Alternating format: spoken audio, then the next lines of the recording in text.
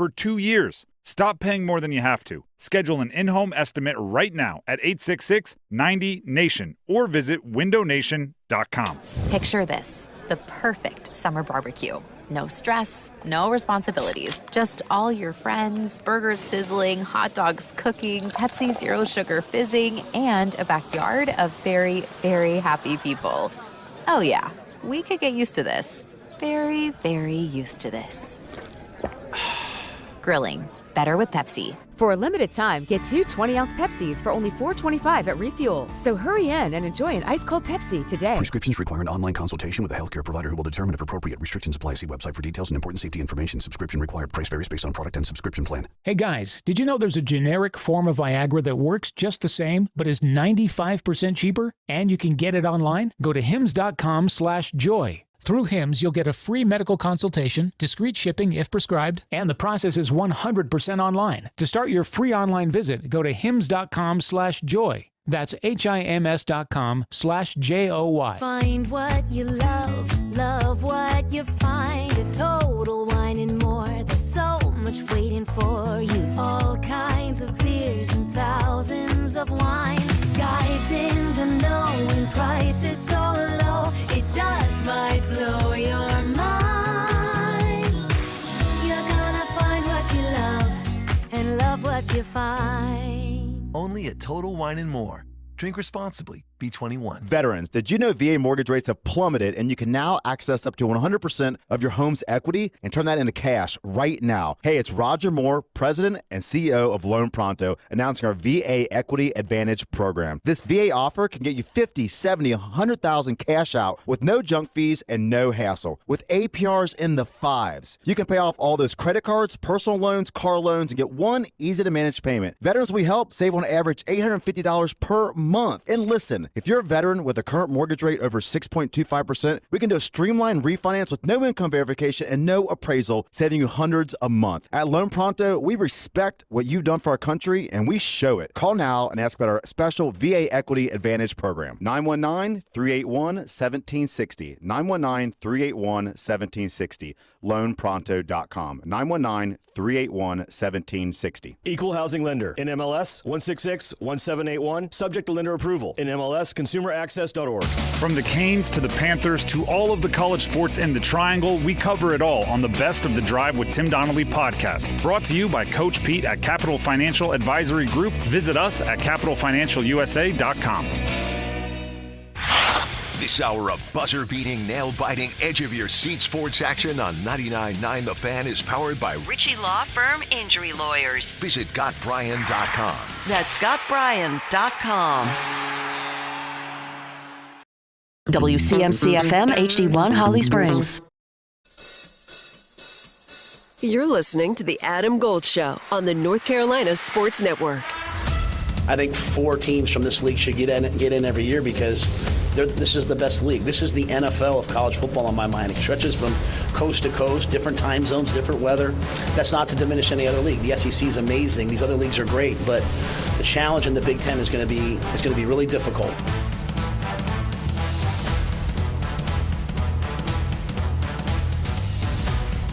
Hi, it's the Adam Gold Show. Did we have to start the show with Matt Rule? Okay, first of all, hi, I'm Adam. That's Victoria. Can we just talk about that for a second? Like, I literally have 14 other things I wanted to get to. But that was Matt Rule, the head coach at Nebraska. Barf. Rusty puts those together, right? He does. So, Rusty, I'm sure, is cackling back in his studio right now. I'll get her. By the way, you saw my cackle face. If you're watching on YouTube, always invite you. You should have seen my disgust face from them. If you have the opportunity, join us on YouTube. Sometimes the facial expressions give everything. So you can always find us here. You can always find the best of. You can always just listen to us on the radio, wherever you're listening, whether you're in Wilmington or Asheville or Charlotte. Of course, the show is shapeshifted. Mm-hmm. It airs in the evenings in Charlotte. But wherever you are, thank you very much for hanging out. So let's just address the dopiness of what Matt Rule just said. Oh, wow. And Chip Patterson's going to be on the show today. Mm-hmm. And so we're going to talk about, because for whatever reason, none of us are here tomorrow, right? We both decided to make it a short week. We're all out. Tomorrow. I'll be back Thursday. Same. Okay, good. We did not coordinate this. No. But we're going to talk with Chip today about kind of do a recap of all of the conference's media days. From they were in Big Ten country. They were in Indianapolis. We had the SEC the week before the ACC. The Big 12 was the week before that. There was a Pac-12 or a Pac-2 cocktail party. Yeah. Literally, they had an open bar for like 2 hours. Yeah. That was their media day. Very quaint. Which is actually brilliant. Mm-hmm. Liquor up the media, let them write nice things. There you go. So, one of the things we're going to talk about is this perception of two power conferences about football. And regardless of who the best teams may be this year, and Oregon will be in the mix and Penn State will be in the mix in the Big Ten. The biggest misconception about Big Ten football, in fact, Big Ten athletics, is that they are a powerhouse. They are not. They are simply not a powerhouse athletically. What they are is rich. Yeah. And I'm not knocking that. That is what shapes the perception of what Big Ten athletics is. They are wealthy. They have massive universities. They're wealthier than the SEC. They will earn more money per school than the Southeastern Conference. Nobody's saying that the Big Ten is better than the SEC in football, right? No. Okay. So there are two different conversations. The one conversation about finances, Big Ten's a behemoth. And maybe down the road that kind of leads to better football, basketball, men's and women's, baseball, whatever, rowing. Yeah. All right. But the reality is that right now on the field, they aren't even the second best league. The reality is that the second best league, athletically, is the ACC. Yeah. We just don't have the finances to legitimately say, well, we're a Power 3 league. We don't have Paul Feinbaum. I said this yesterday. What we really need is Dwayne Wade, not Paul Feinbaum. Yes. Because if you were listening to USA Basketball, Dwayne Wade brought pom-poms with him. Oh, yeah. Again, for a second, I thought you were going to say The Rock, the other Dwayne. No, not that would also work. We could use him. We could. So, Matt Rule, we should always get 4 teams in. First of all, I wish that the expanded playoff did not bring out the necessity, regardless of how many teams I think should be in the playoff or not. I don't really care what the number ultimately is. It's bigger, fine. Whether it's 12, 14, 16, 24, doesn't matter. The fact that the SEC and the Big Ten, by virtue of having more money, can simply say, because we have all the money, we're going to guarantee we get more spots in. We're going to guarantee that our shares are bigger than your shares. Otherwise, you can just leave. We don't need you. All of that is, to me, like ugly. Mm-hmm. It's not reality. It's we can do this. We're doing this because we can. Not because it's right or not because it's fair. It's because we can. What are you going to do about it? Mm-hmm. So what really should happen is that there should be 0 guaranteed spots. If you want to guarantee spots to conference champions, 4 plus the next best, okay. But I would simply suggest there are no guaranteed spots and that we simply take the best teams. I have a hard time believing anybody would be against that unless you're afraid. Let me tell you who isn't afraid, the SEC. Because we all know they're going to get, I don't know, of the top 12 teams, heck, they might have 6. Right. And I'm not even joking. They might have 6 of the best teams in the country. Oregon should be good this year. We'll see. Washington should be good this year. Of course, new coach, and a lot of players gone. Ohio State, Michigan, Penn State. Hey, if they're good enough, they'll get teams in. But you know what isn't guaranteed? That all of those teams are going to be good. Yep. So, anyway, I was an unintended rant about... Thanks, Matt Rule. Thank you, Matt Rule. I'll tell you who's never going to be in that group. Nebraska. Exactly. Get back to the corn. Please. Wow. I'm sorry. I feel some type of way about it. All right. I totally understand that. All right. We got a lot of things to do today. Should we cool things off to start? Yeah. We're going to cool things off, which means we're going to talk a little Carolina Hurricanes hockey. It's like our pre-Friday, so we might as well. It is. It's the first Friday of the week. Very excited for that. All right. As we told you at the very end of this program yesterday, Martin Necas is back. 2-year deal, $6.5 million average annual value. It's $6 million in year 1, $7 million in year 2.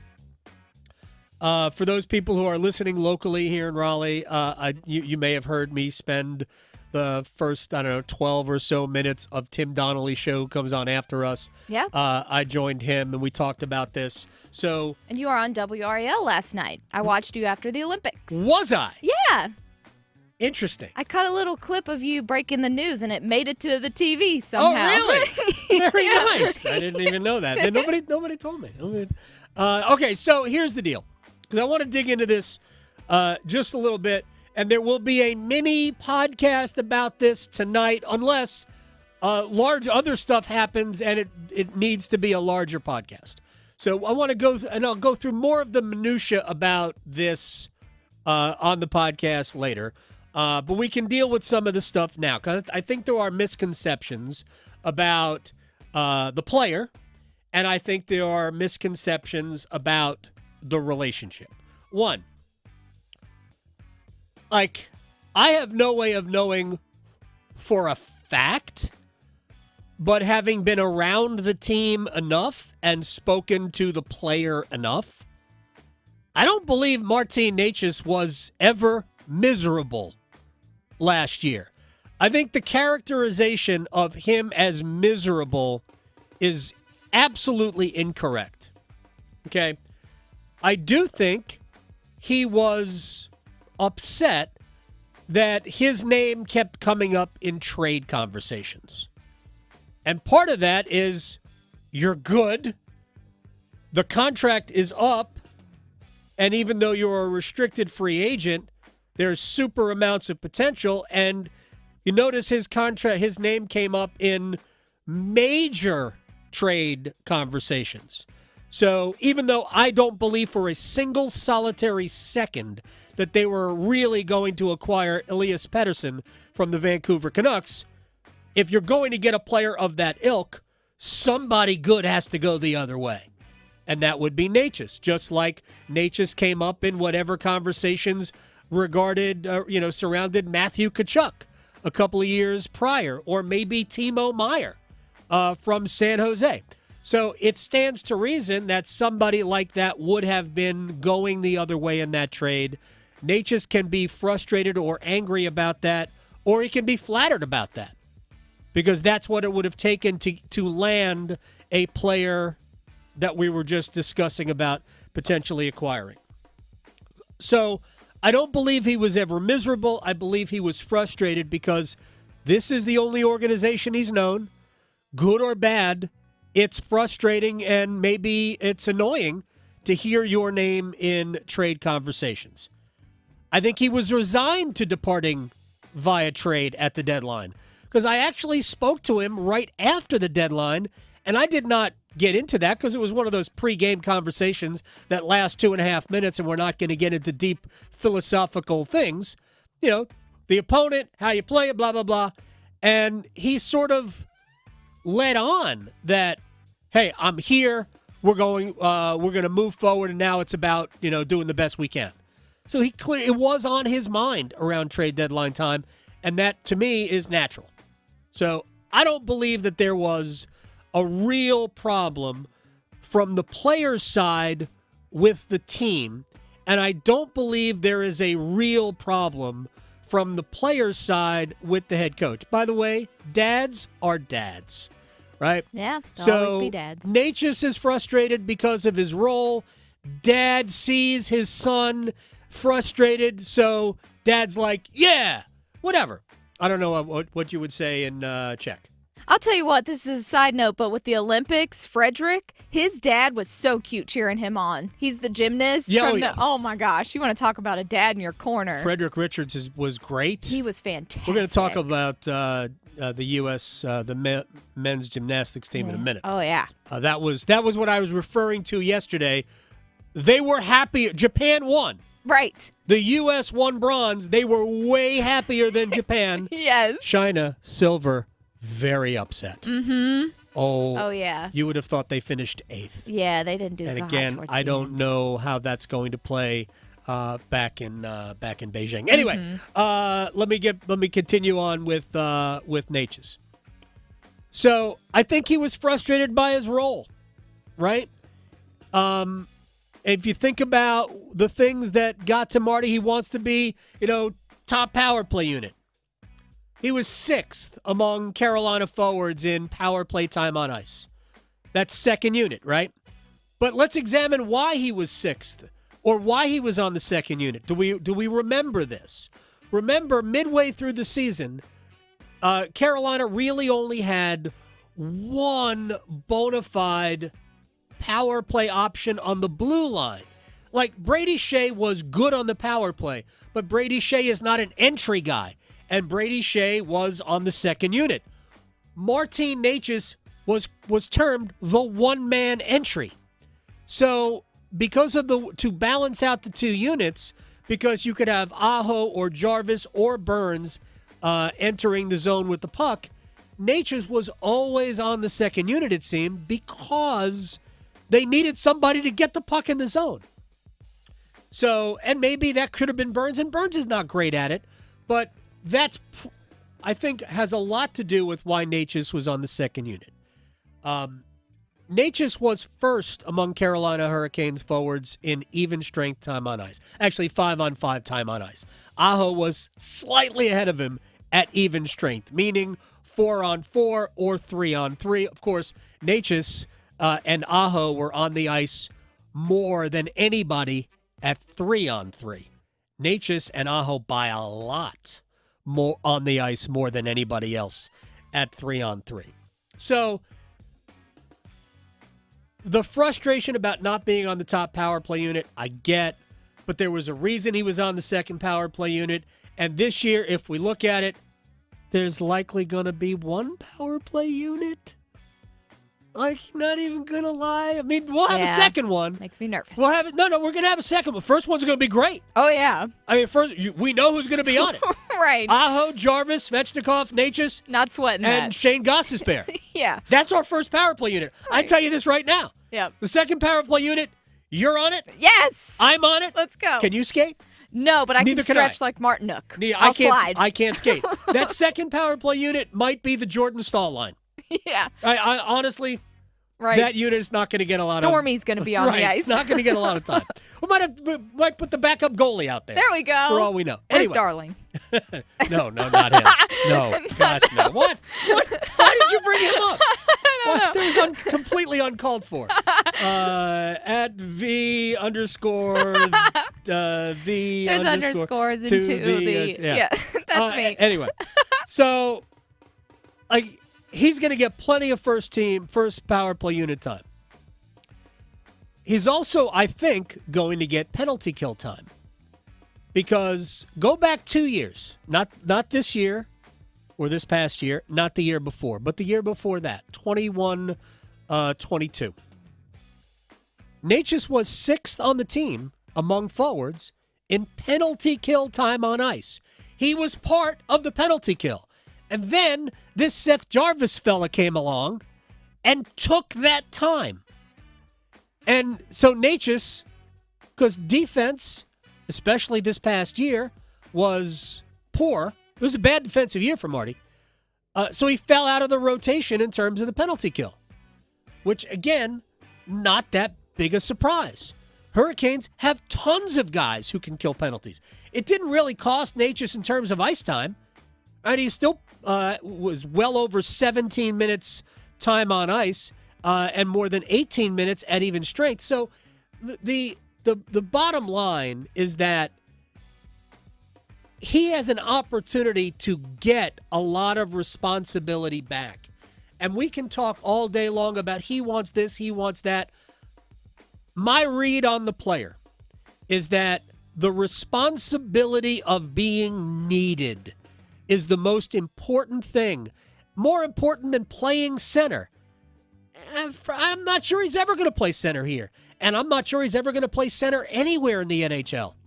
But that's okay, because if he's a needed player, if he is relied upon to score on the power play, help kill penalties, be out there in crucial situations, when the other team, pulls their goaltender, are you on the ice for that? If you are in crunch, high leverage situations, that's all the players really want. And I think that's what's going to happen with Necas this year. And I'm not worried about any of the other stuff. None of it. So I still think that the contract protects both sides. Necas can, after 2 years, go in and make a killing if these 2 years are good. The Hurricanes, if it doesn't work out, if Carolina's not playing well, and the Hurricanes want to move him at the trade deadline this year, I think the fact that there's a second year makes that contract more movable. There's so many good things about this, but primarily I do think it's about setting Carolina up and Necas for a long-term relationship. So that doesn't mean it's going to happen, but I think it gives them the best chance to do it. Frankly, doing an 8-year deal right now probably wasn't the best thing for Necas, because how do the Hurricanes know what to pay him if you did an 8-year deal right now? But I do think you can do a long-term deal next summer, if in fact this year is the kind of a year that he's capable of having, which is pretty close to 80 points. I'm not saying it has to be, but let's just say a 70-point season. Hope so. And, power play, impact, penalty kill is good enough. All of that. It's an opportunity for him to really reset who Martin Necas is and be a more of a complete player. Very quickly, because I don't want to spend all of the time on this, and we're going to talk to Tripp Tracy at the bottom of the hour. I did the math. I tried to do it on the back of a napkin during the Tim Donnelly show yesterday, and I just wasn't sure if I was right, but I did it today. Right now, the Hurricanes have, let's assume they carry one extra forward. Or one extra skater. I don't think they're going to carry an extra defenseman. I think they'll carry an extra forward. So let's just assume they carry one extra forward. Give them 21 skaters, which is normal for them, although they have done it without any extra forwards, any extra skaters in many years. The Hurricanes would have about $9 million in cap space to sign Seth Jarvis. It's more than enough room. Yes, it's a lot. Right, more than enough room with one extra skater. If it costs $8 million for Seth, and that's where I think the number is ultimately going to land. I do. I think it will land right around 8. Then, if the Hurricanes wanted to, they could carry 2 extra skaters. I don't think they will, because I think the Hurricanes are going to take that $1 million left in cap room. It's actually a shade over $1 million, and build cap space as much as they possibly can, so you can add something else if you need. at the trade deadline. So Carolina's got a lot of options for them this year.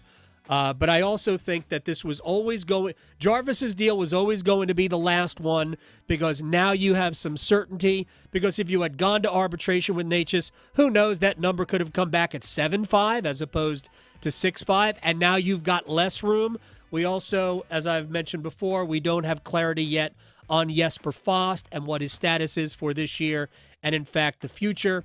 Anything from, he's on the way back to he's going to retire. That's the range we're talking. I kid you not. That's the range we're talking about, right? He could be ready to go in November, or he could be announcing his retirement from the NHL, and the Hurricanes would get the $2.4 million from Jesper Fast back.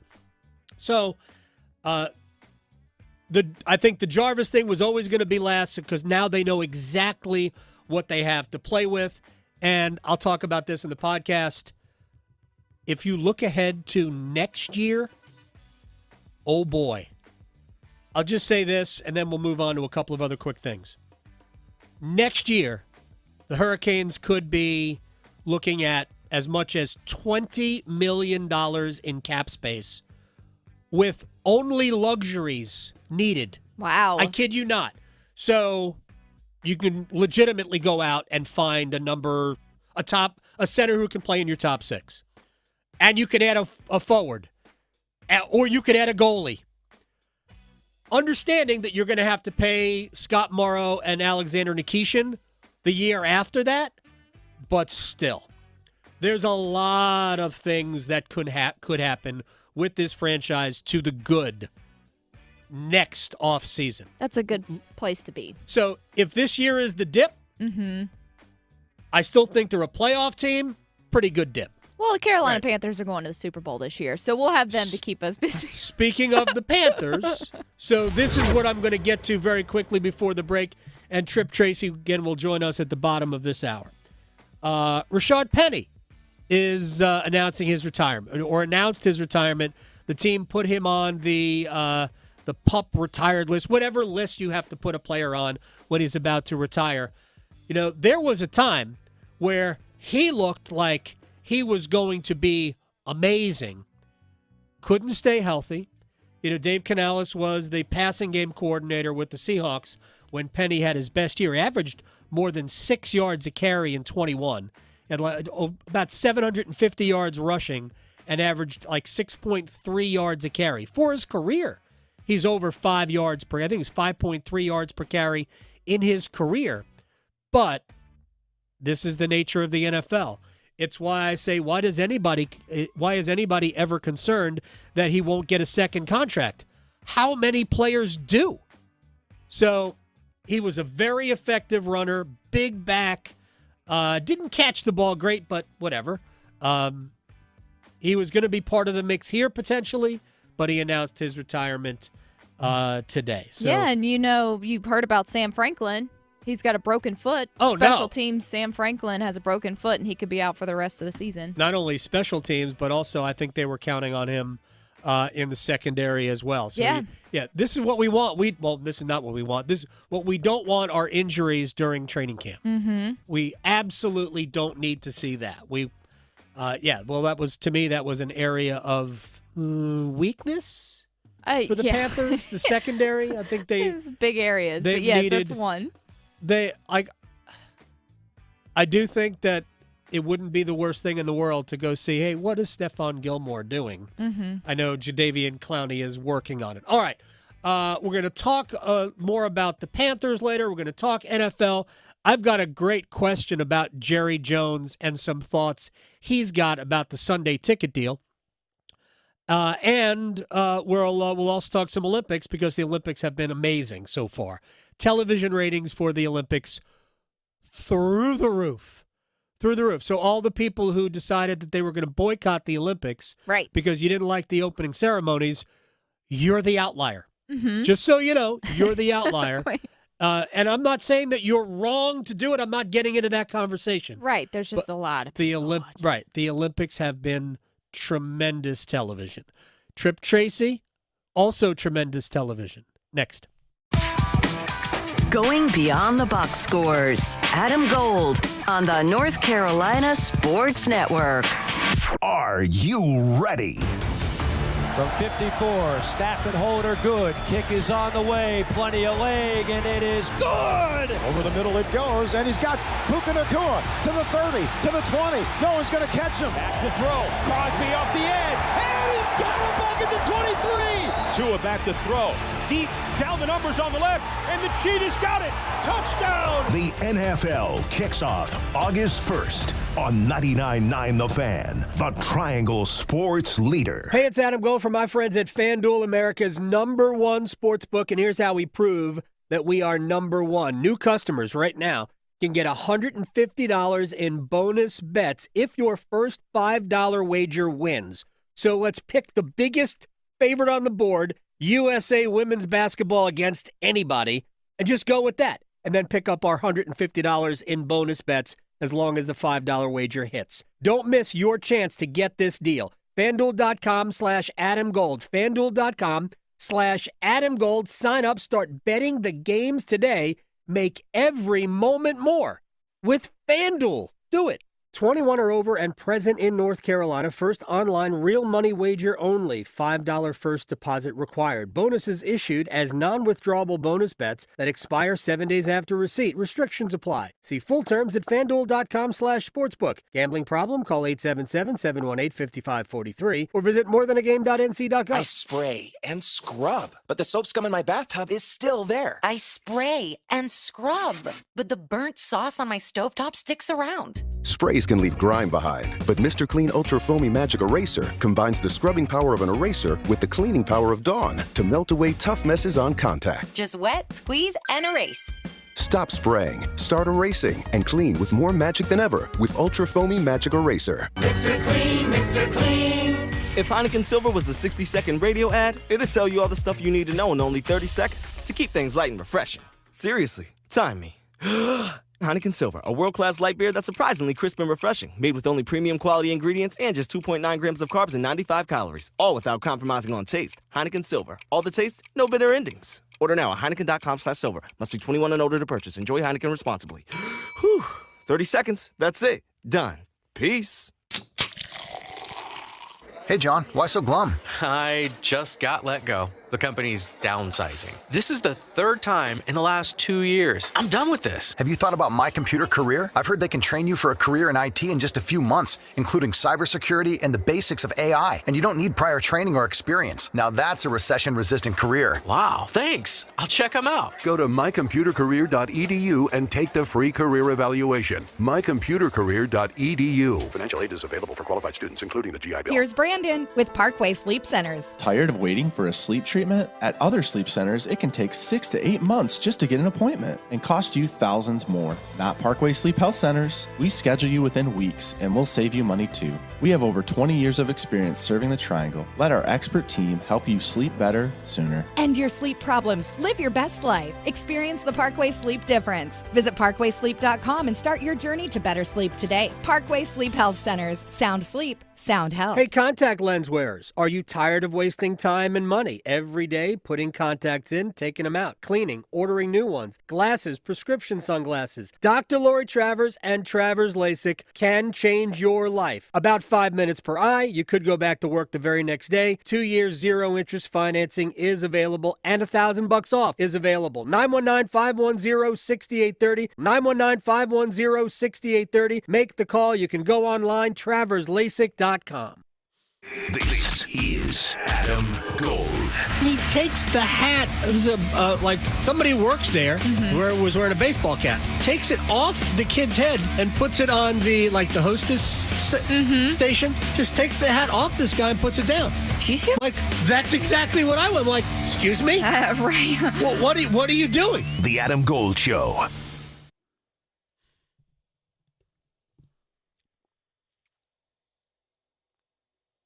It's the Adam Gold Show. I'm Adam Gold, Victoria producing the program.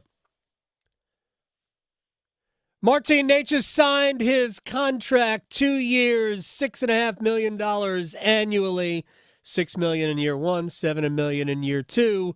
That happened on Monday. Still waiting on the final piece of the Carolina Hurricanes puzzle. Seth Jarvis. All of that will come up in this conversation with the one and only Tripp Tracy, who I have clearly taken away from Frank, the dog, roaming around golf courses in Michigan, or his mom. How are you, Tripp? AG, great to hear your voice. No, you haven't taken me away because we're trotting as we speak. So if things go awry here in this hot stove, it means the great Frank has taken us away from it. All right, so he's not roaming around the golf course on his own like the last time we spoke. No, he actually perfect timing. I was on the phone with Tom Dundon at one point, and I said, Tom, I got to go, because Frank was in the process of taking down a squirrel. Well, there's a lot of things Frank could have been in the process of doing. So let's dig into Martin Necas. Initial reaction to 2-year deal, $6.5 million per. If you look at, our hot stove session since, the Hurricanes playoff run ended, AG, this is the way that we hoped it would end up. With all the speculation, had he played his last game in a Hurricanes jersey, right. and really you and I, privately and on the air, after such a great regular season, not this past season, but the season before where he could have been an all-star with Svechnikov, you and I were really looking to see, was he going to be able to be an impact player in the playoffs? And for me, he checked those boxes. I mean, he was rewarded statistically. I think he probably deserved better statistically. He wasn't afraid of the physicality. I mean, you think about the Trouba hit and the fact that his play was interior driven, and he was a 200-foot player. So, not to say that I disregarded his regular season, but I really wanted to see what the takeaway would be in the playoffs. And for me, it was extremely encouraging to the point, and then knowing his personality, and I don't think he's played his best hockey in the National Hockey League. I think, as you and I have talked with some regularity, this is a player who has a desire to be great. Mm-hmm.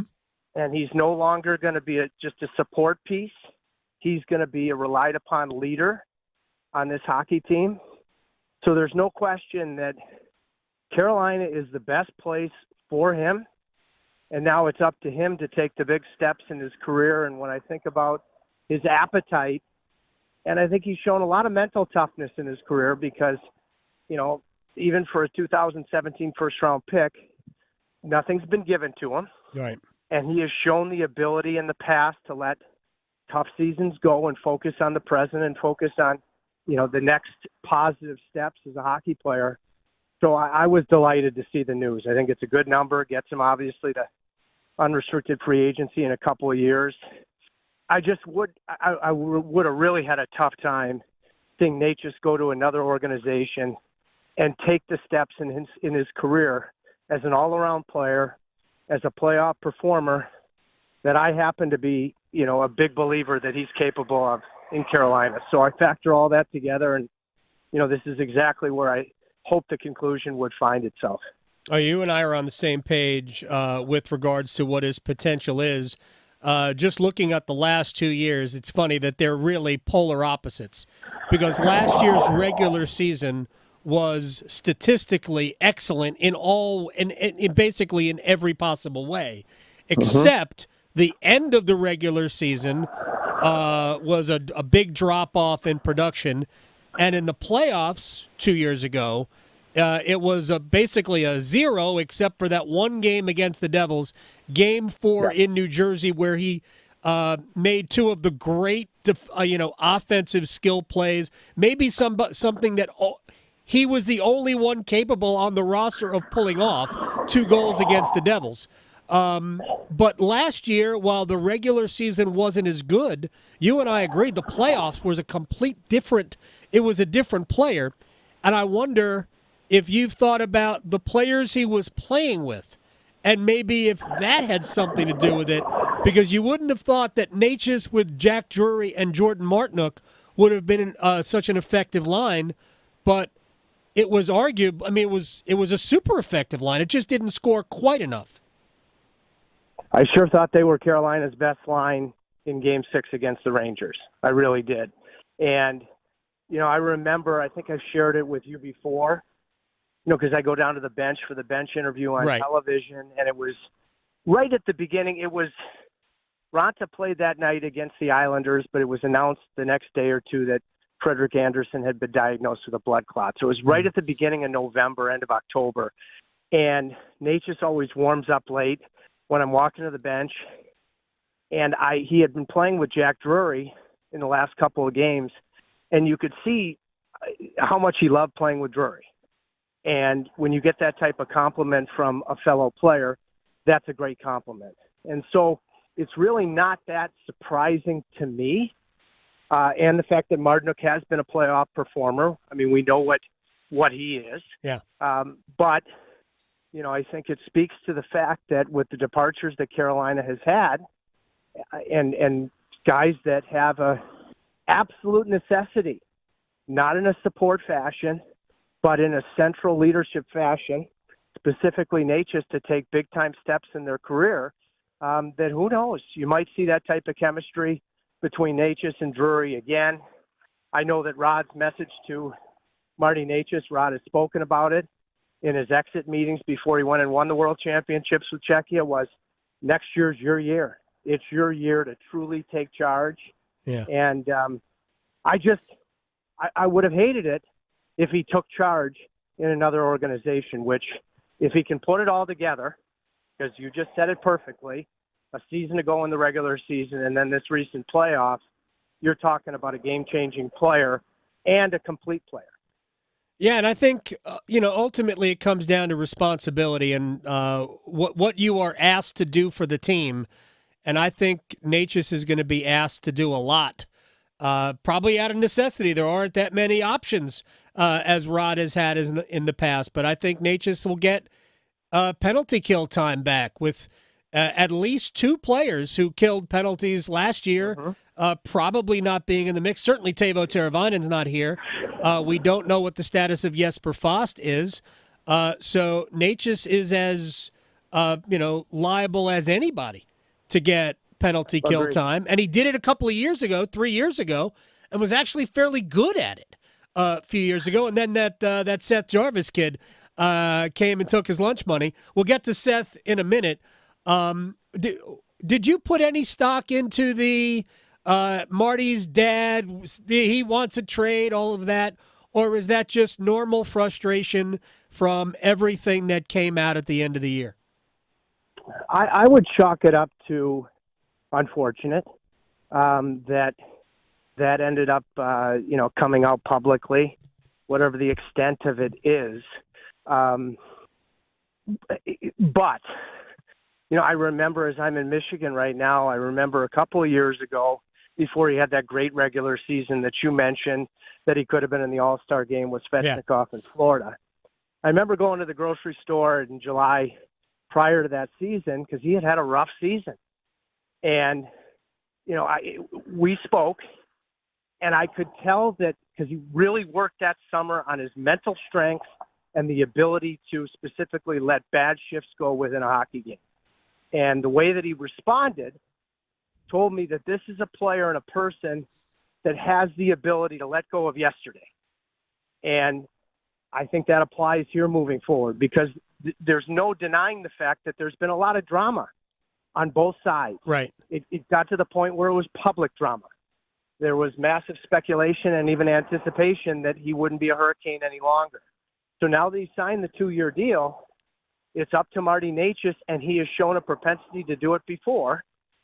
And I spoke to him this morning, and I spoke about his mental toughness and to put everything that's led to this point in the rearview mirror, learn everything that you possibly can that he's shown the ability to do in the past, and be one of those guys that is going to be a true offensive leader and a complete relied upon forward for the team.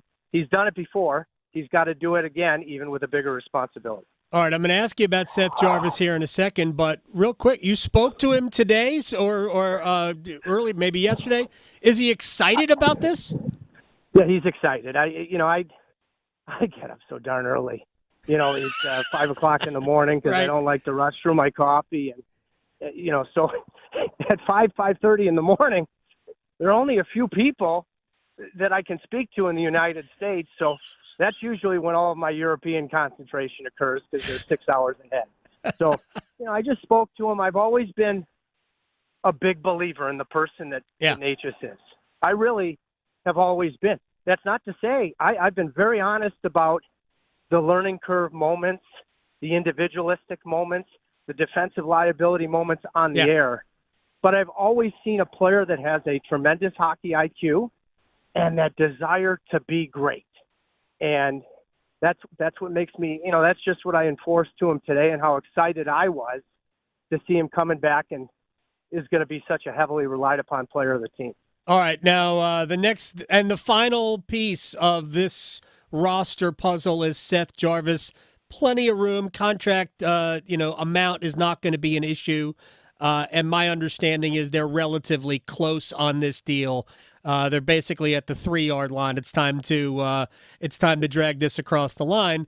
But what are your expectations for Jarvis? It's going to be an 8-year deal. We're not even talking about anything else. It's going to be an 8-year deal, probably in the neighborhood of $8 million. What are your thoughts about Jarvis based on what we saw last year, especially late and in the playoffs? Much the same as Necas from the standpoint that he needs to continue to get better. And I mean, his learning curve right from his first preseason, in my 25 years, I can't think of a player that went into his first training camp and preseason clearly not penciled to make the team and left the team no choice. It was a Nino Niederreiter injury that opened the door, and that's all. Right. And within that preseason, I couldn't get over how rapid his learning curve was in real time away from the puck and defensively. And every area of his game has shown that rapid growth so far in the National Hockey League. He's just got to continue to show that growth. Within the same context, he's now part of the leadership core of this team in every way. But with that, I don't ever want to see Jarvis lose his, I don't know if adolescent is the right word, youthful enthusiasm that is so paramount within the rigors of a season to team chemistry and team success. So maturity that will come, just by living it. Yeah. And that learning curve that has always been so rapid, but never to lose that enthusiasm that is so charismatic, such a big piece of the winning formula. And, one of the reasons that he's probably as popular as any player on the Hurricanes roster is with a huge Canadian. He is not only is he hugely popular here, he is an honorary Finn. I've already seen a bunch of the pictures from the Aho wedding in Finland. And final thing for you, Tripp Tracy, and it's about Andrei Svechnikov. We talked about Necas and how important a year it is for him to take another step forward. It's time for Andrei to put all of the pieces together, to stay healthy, I'm not even concerned about the penalties.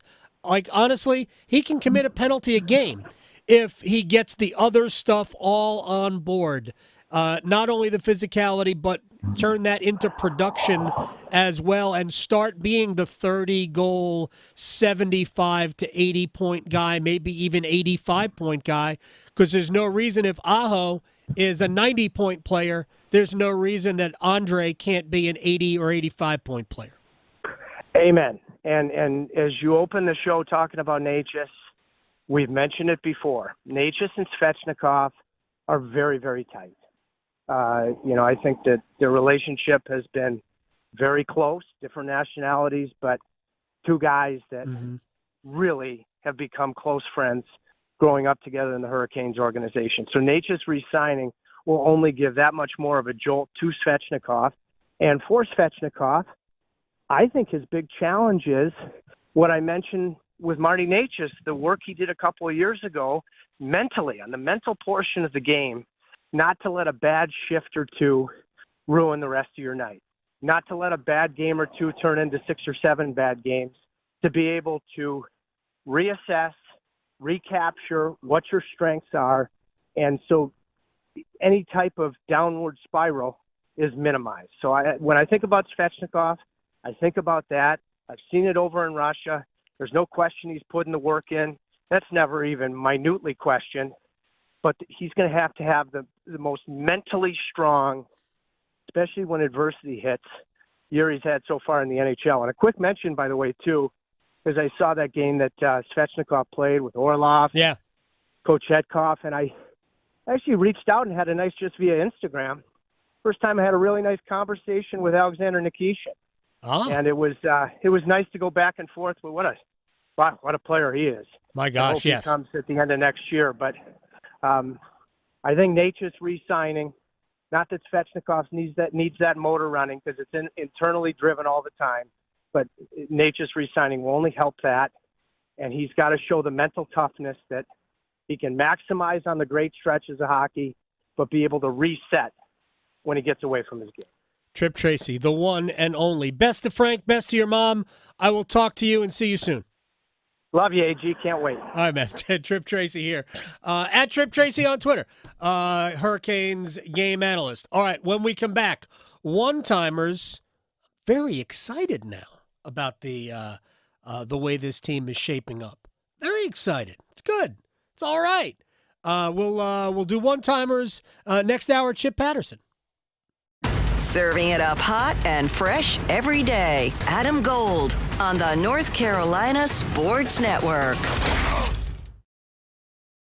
When the power goes out, your life is disrupted. Heat, air conditioning, refrigeration, phones, all gone. Be prepared for the next outage with a Generac home standby generator. After sensing a power outage, a Generac generator automatically restores your home's power. Whether you're home or away, power your life with a Generac home standby generator. Act now for a free 10-year warranty on a Generac home standby generator. Terms and conditions apply. See more at alternativepower.com. Alternative Power, North Carolina's Generac experts.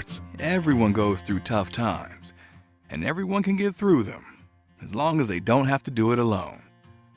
Dial 988 if you need someone to talk to. Get what you need to get to a better place.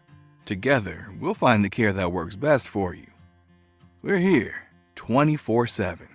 Call, text, or chat 988. 988.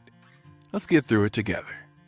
Brought to you by the North Carolina Department of Health and Human Services. The North Carolina News Network and the North Carolina Healthcare Association invite you to listen to our latest podcast. Hospitals play a key role in emergency readiness alongside first responders who protect us from any scenario. During this month's conversation on the state of healthcare, we take an in-depth look at the role that First Health Moore Regional Hospital played at the U.S. Open in Pinehurst. We'll talk with Moore Regional President Jonathan Davis, who says, "We start our day with an 8:30 safety huddle. We call it looking back, looking forward in our days to kind of highlight and bring forward any concerns or organizational issues, community issues that may occur." We also speak with Dr. Catherine Newell with First Health EMS. She reiterates, "We spent about a year beforehand meeting with federal, state, and local representatives to ensure a thorough preparation for the event." You can listen to our latest conversation wherever you listen to your favorite podcasts or by visiting nchealthcare.org. If you pay your city or town for electricity, you live in a public power community. Our public power providers in North Carolina keep the power on 99.9% of the time. That averages out to be less than 1 hour a year without power. Public power line workers who work day and night, rain or shine, are key to that unbeaten reliability. Better reliability, fewer outages, faster restoration. That's the value of public power. Learn more at electricities.com. The North Carolina Zoo is celebrating 50 wild years in 2024. Voted top zoo in the nation, the North Carolina Zoo is centrally located in Asheboro. Bring your family for a day trip or a weekend excursion to connect with nature and make cherished memories. Discover towering giraffes, a herd of elephants, a crash of rhinos, and a flock of seabirds. Plus, ride an endangered species carousel and stroll through the exotic butterfly garden. Plan your next outdoor adventure at nczoo.org.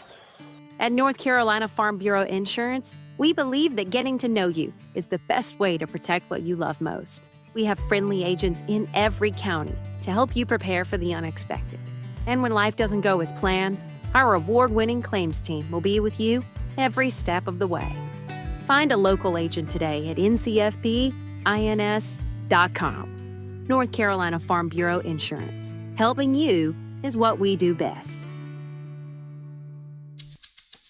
Having health insurance is important. So, if you or anyone in your family has Medicaid or CHIP, listen up. Check your mail for a renewal form from your state. Complete the form and mail it back right away so you don't lose your coverage. If you do lose Medicaid or CHIP, visit healthcare.gov to see if you're eligible to enroll in a low-cost, quality health plan. Keep your family covered. Paid for by the U.S. Department of Health and Human Services. This is Adam Gold. North Carolinians wagered $659,308,541 on sports. It's a little bit. Treat it as entertainment only. Just look at it as fun. The Adam Gold Show. It's the Adam Gold Show. I'm Adam Gold. Victoria's here. Spent a lot of time talking about the Hurricanes. Our conversation with Tripp Tracy is already plastered on YouTube. So if you're sick and tired of this, I don't know, you can go listen to, well, the same thing. But it's just me and Tripp talking about Martin Necas' contract, Seth Jarvis, little Andrei Svechnikov. We're all very excited. And Frank. And Frank. We talk about Frank, making short work of a squirrel, apparently. I know. I've seen the videos. He's honest about it. All right, good. I appreciate that. All right, lots to do here. We haven't talked any football yet. We will get to that. Chip Patterson's going to join us next hour. We've got time for one-timers.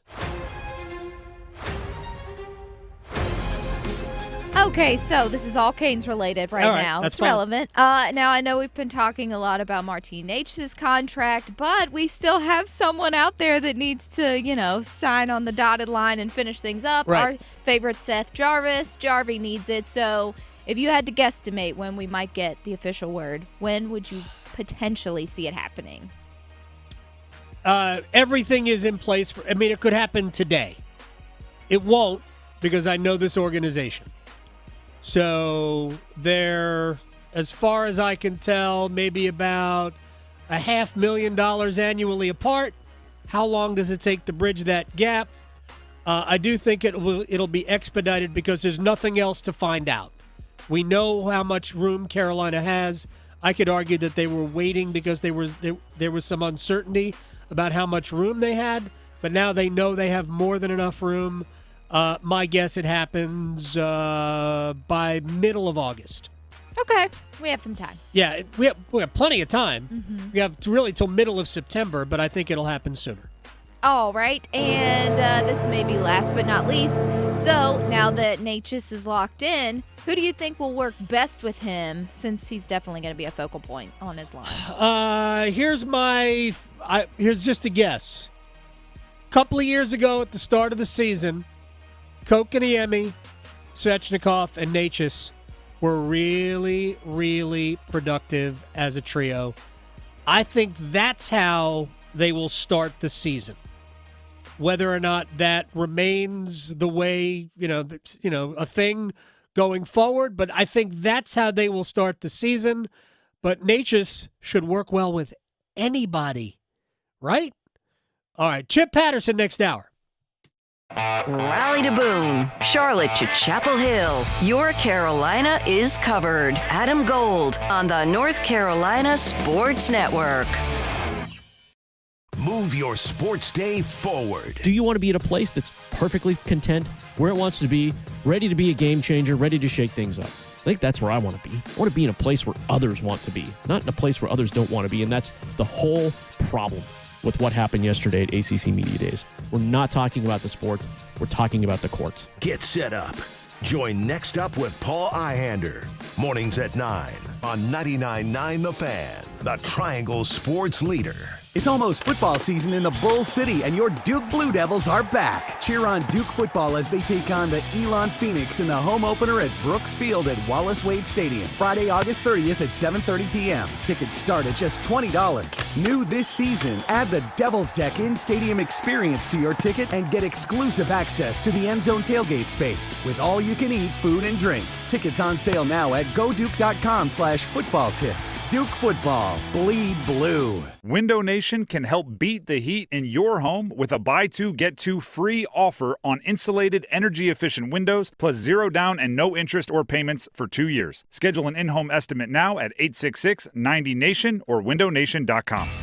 Nothing makes being outdoors better than having the right gear and the right crew. So here's an idea. Let Mountain Dew supply the gear and you bring the friends. Because when you buy specially marked multi-packs of Mountain Dew, you can collect points and earn epic limited edition outdoor gear. So buy Dew, collect points, get gear, and get outside with Mountain Dew outdoor gear. Open to legal U.S. residents 18+, subject to program terms at dewoutdoors.com and 12/31/24, void or prohibited. Want a great deal on Mountain Dew? Handy Hugo's offering 2 20-ounce Mountain Dews for just $4. Do the Dew at Handy Hugo's today. Hey, John, why so glum? I just got let go. The company's downsizing. This is the third time in the last 2 years. I'm done with this. Have you thought about My Computer Career? I've heard they can train you for a career in IT in just a few months, including cybersecurity and the basics of AI. And you don't need prior training or experience. Now that's a recession-resistant career. Wow, thanks. I'll check them out. Go to mycomputercareer.edu and take the free career evaluation. mycomputercareer.edu. Financial aid is available for qualified students, including the GI Bill. Mortgage rates have plummeted, and Loan Pronto clients are locking in the lowest rates we've seen in years. Hey, it's Roger Moore, founder and CEO of Loan Pronto. It's happening. We are finally locking APRs in the 5s, something we haven't seen for a long time. If that sky-high rate is killing you or you need to get cash out of your home equity, now is the time to take action. Or listen, even if you want to keep that first mortgage rate intact, you can take advantage of lower rates with our Equity Express line of credit. We're seeing homeowners take 50, 75, 200 grand or more out of their equity and wiping out that high interest debt with an average savings of $850 per month. Bottom line, your home value is way up and mortgage rates have come way down, making this a great time to act. Call today for a 30-second rate quote. Do it now, and you can even skip your next 2 mortgage payments. 919-381-1760. 919-381-1760. LoanPronto.com. 919-381-1760. Equal housing lender. NMLS 166-1781. Subject to lender approval. NMLS ConsumerAccess.org. Prescriptions require an online consultation with a healthcare provider who will determine if appropriate. Restrictions apply. See website for details and important safety information. Subscription required. Price varies based on product and subscription plan. Hey guys, did you know there's a generic form of Viagra that works just the same, but is 95% cheaper? And you can get it online? Go to hims.com/joy. Through HIMS, you'll get a free medical consultation, discreet shipping if prescribed, and the process is 100% online. To start your free online visit, go to hims.com/joy. That's HIMS.com/JOY. This hour of the Triangle Sports Leader is powered by Ritchie Law Firm Injury Lawyers. He scores! What a comeback! Visit GotBryan.com. That's GotBryan.com. All of us have a role to play in promoting a mental health friendly workplace. Learn more at whatcanyoudocampaign.org. WCMC HD1 Holly Springs. Take us with you on radio, web, app, Alexa, and YouTube. 99.9 The Fan, the Triangle Sports Leader. Matt, stay in your lane, okay? Job one, win enough games to get to some stupid bowl game. Don't worry about the big boys because you're not one of them.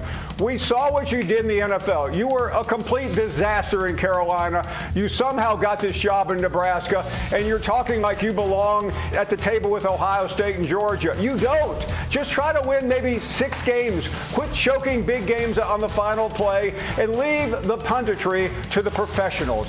Thank you.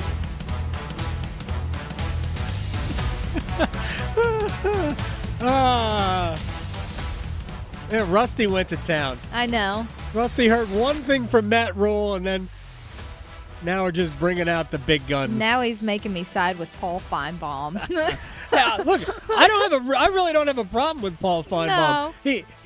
I don't know what Dabo Swinney was getting at, because it was Dabo Swinney's comment, Clemson's head coach, like, we need a Paul Feinbaum. Actually, I think there was a colorful metaphor involved in that sentence, but like, yeah, I get Paul Feinbaum is a shill at times for the SEC, but that was not the problem last year. if that's what we're talking about.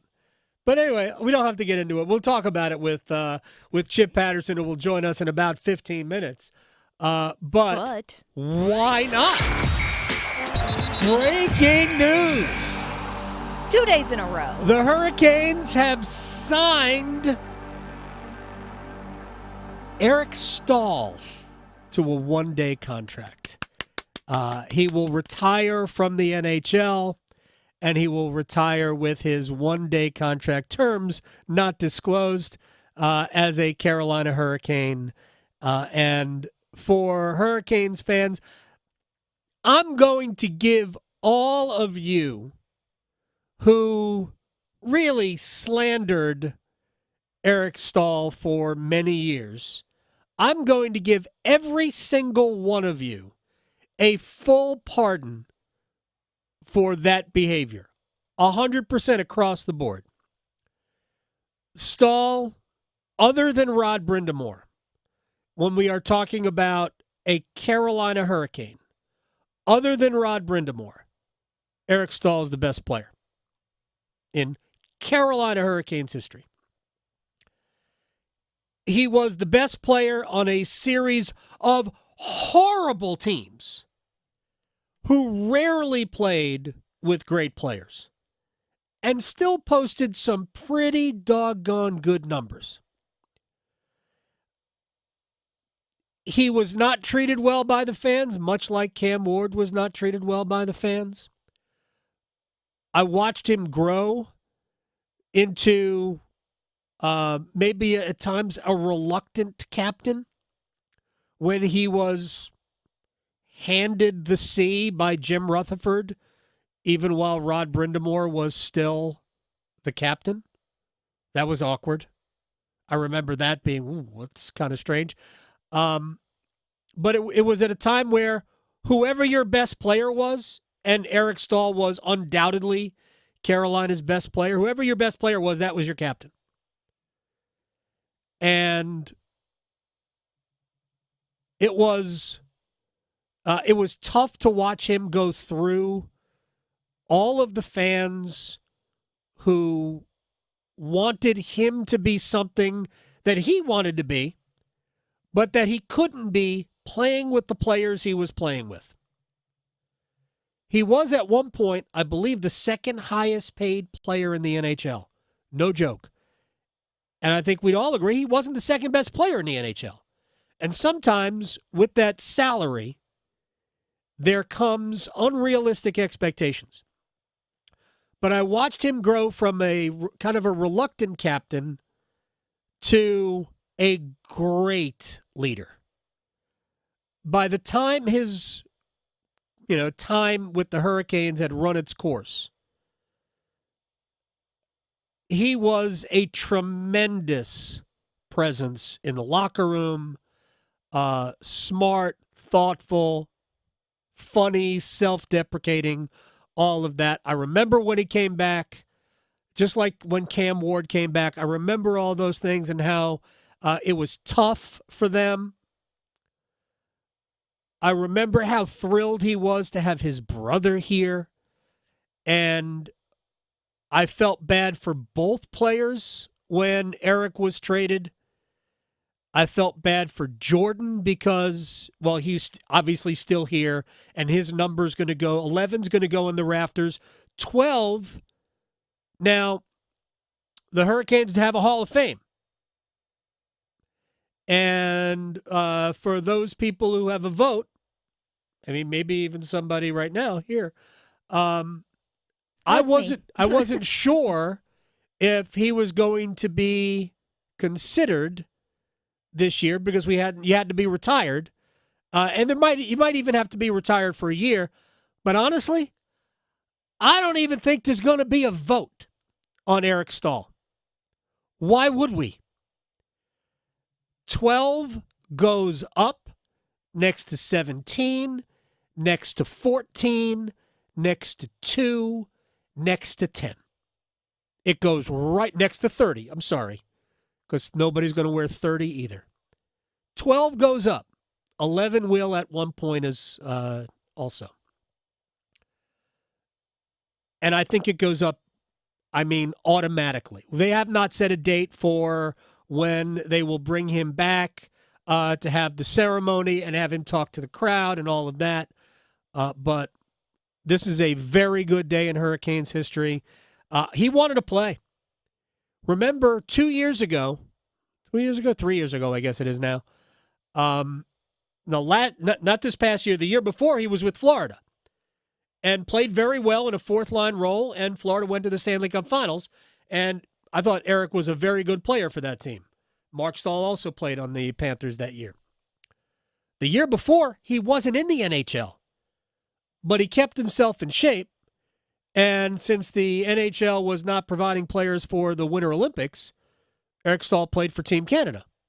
I don't even remember how everybody did in Beijing. I really don't. I don't remember. But he wanted to keep playing, but there just wasn't a fit anywhere. And, I mean, he was a rookie in 2000 and the 03-04 season. Actually played left wing on that team. And then the next year was the strike, and he played the entire, not the strike, work stop, but the lockout.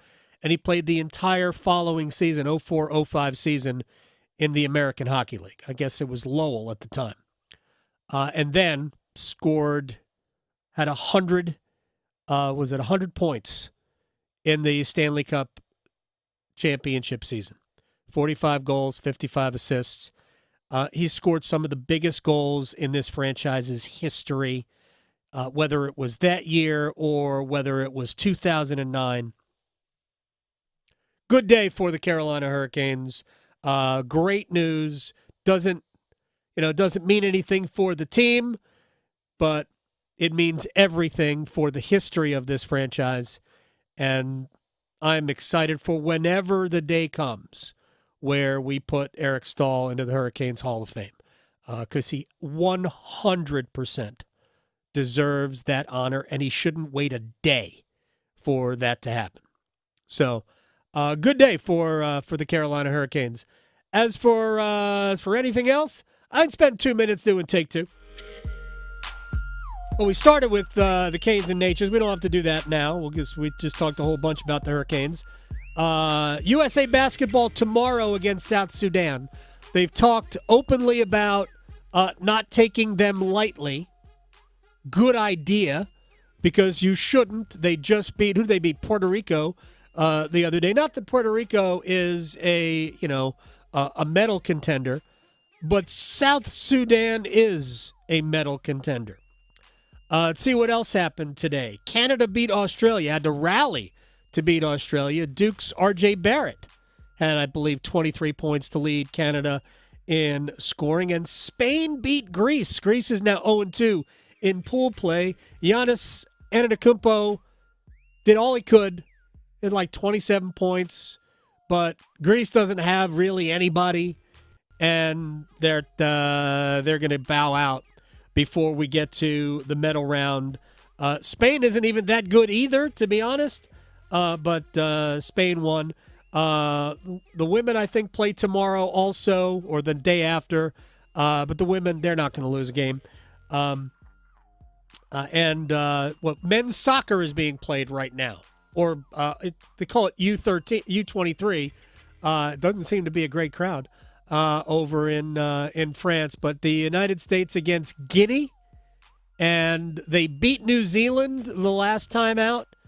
So certainly looked better against New Zealand than it did against France. Although I thought their opening match against France was pretty good. They just didn't score when they were playing well, and then France pulled away and won at 3-0, I believe was the final score of that one. So U.S. And Guinea are 0-0 in the 11th minute at this point. Only other thing I would point out, Coco Gauff lost her tennis match was Donna Vekic, who made it to the semifinals of Wimbledon this year.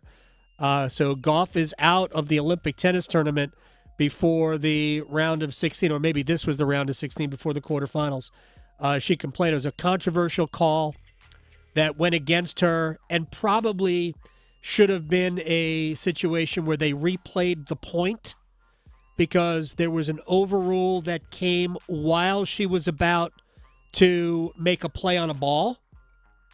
And they called, the initial call was out, so she stopped.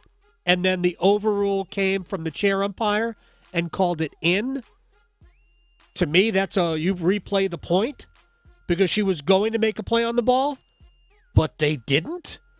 And it led to a break of serve, and she lost the second set. She wasn't the better player at any point in the match, so maybe we shouldn't complain too much, but she clearly got the raw end of it in that particular situation, and Coco Gauff is out. And women's rugby is done. They lost in the quarterfinals, I think, also to New Zealand. I think they lost to New Zealand in the quarterfinals. Had an early lead and then lost 24-12, but that doesn't mean that Ilona Mayer is not a superstar. Such a tough sport. Oh, my goodness. I hurt just watching them. You seen videos of her? Yes. It's insane. Insane. I mean, she's a beast. Awesome. Yeah. Absolutely awesome. Good for her. One of my favorite things from the Olympics was watching her do her thing. Mm-hmm. All right, Chip Patterson's going to join us when we come back. We'll talk about all of the major conference media day soirees next. Going beyond the box scores. Adam Gold on the North Carolina Sports Network. The world's best athletes are in Paris going for the gold, and 99.9 The Fan will help you follow them for all 16 days of the Summer Games. Through August 11th, listen for all the action from across the Atlantic. Check in often for event reports from Paris and the updated medal count as Team USA takes on the world. Updates from the Summer Games on 99.9 The Fan are presented by North Carolina FC. Get your tickets today at northcarolinafc.com. Injured in a motorcycle accident? Call 1-800-LAW-TIGERS before you call your insurance company. The insurance company wants to pay you the least amount possible. Law Tigers are riders too, so we understand what your bike and gear are worth and what you're going through after an accident. Your case evaluation is always free, and we don't get paid until your case settles.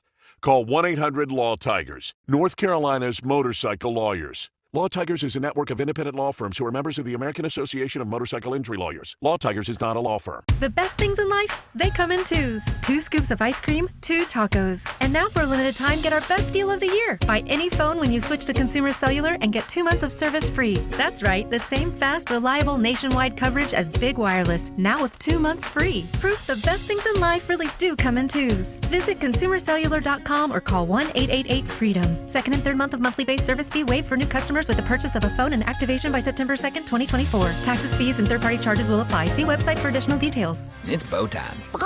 A leg and thigh dinner from Bojangles for just $5.99? Leg and thigh dinner from Bojangles for just $5.99? So crispy. So crispy. And juicy. And juicy. So much flavor. So much. Stop it. What are you doing? What, you expect me to get this delicious deal and not say anything? You're unbelievable. You're unbelievable. With a boldly seasoned leg and thigh, choice of fixin', a biscuit, and legendary iced tea, it's a deal so good it's worth repeating. So eat and repeat while it lasts. It's bow time. It's bow time.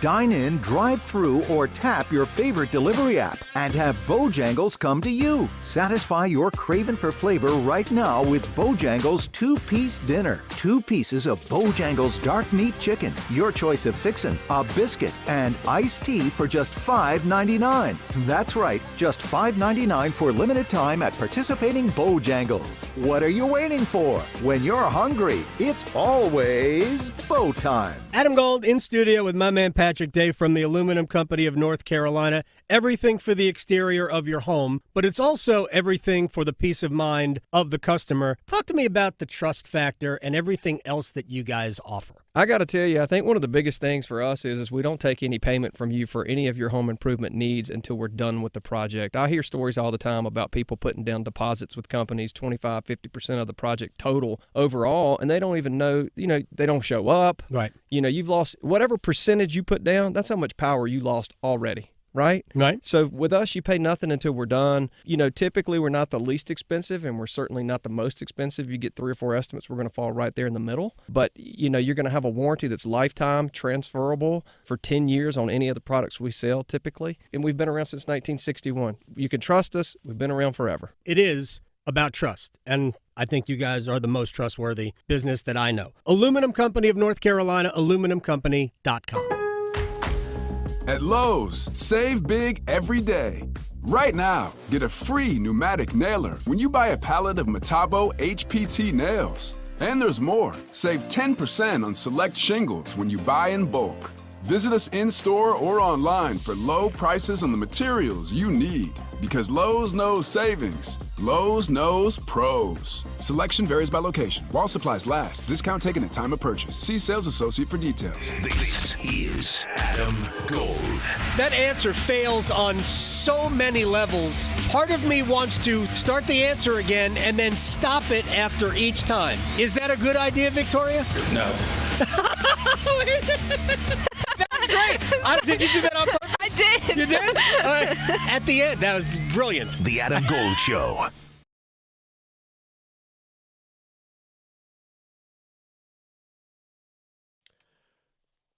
See, Adam Gold Show. I'm Adam Gold. Victoria producing the program.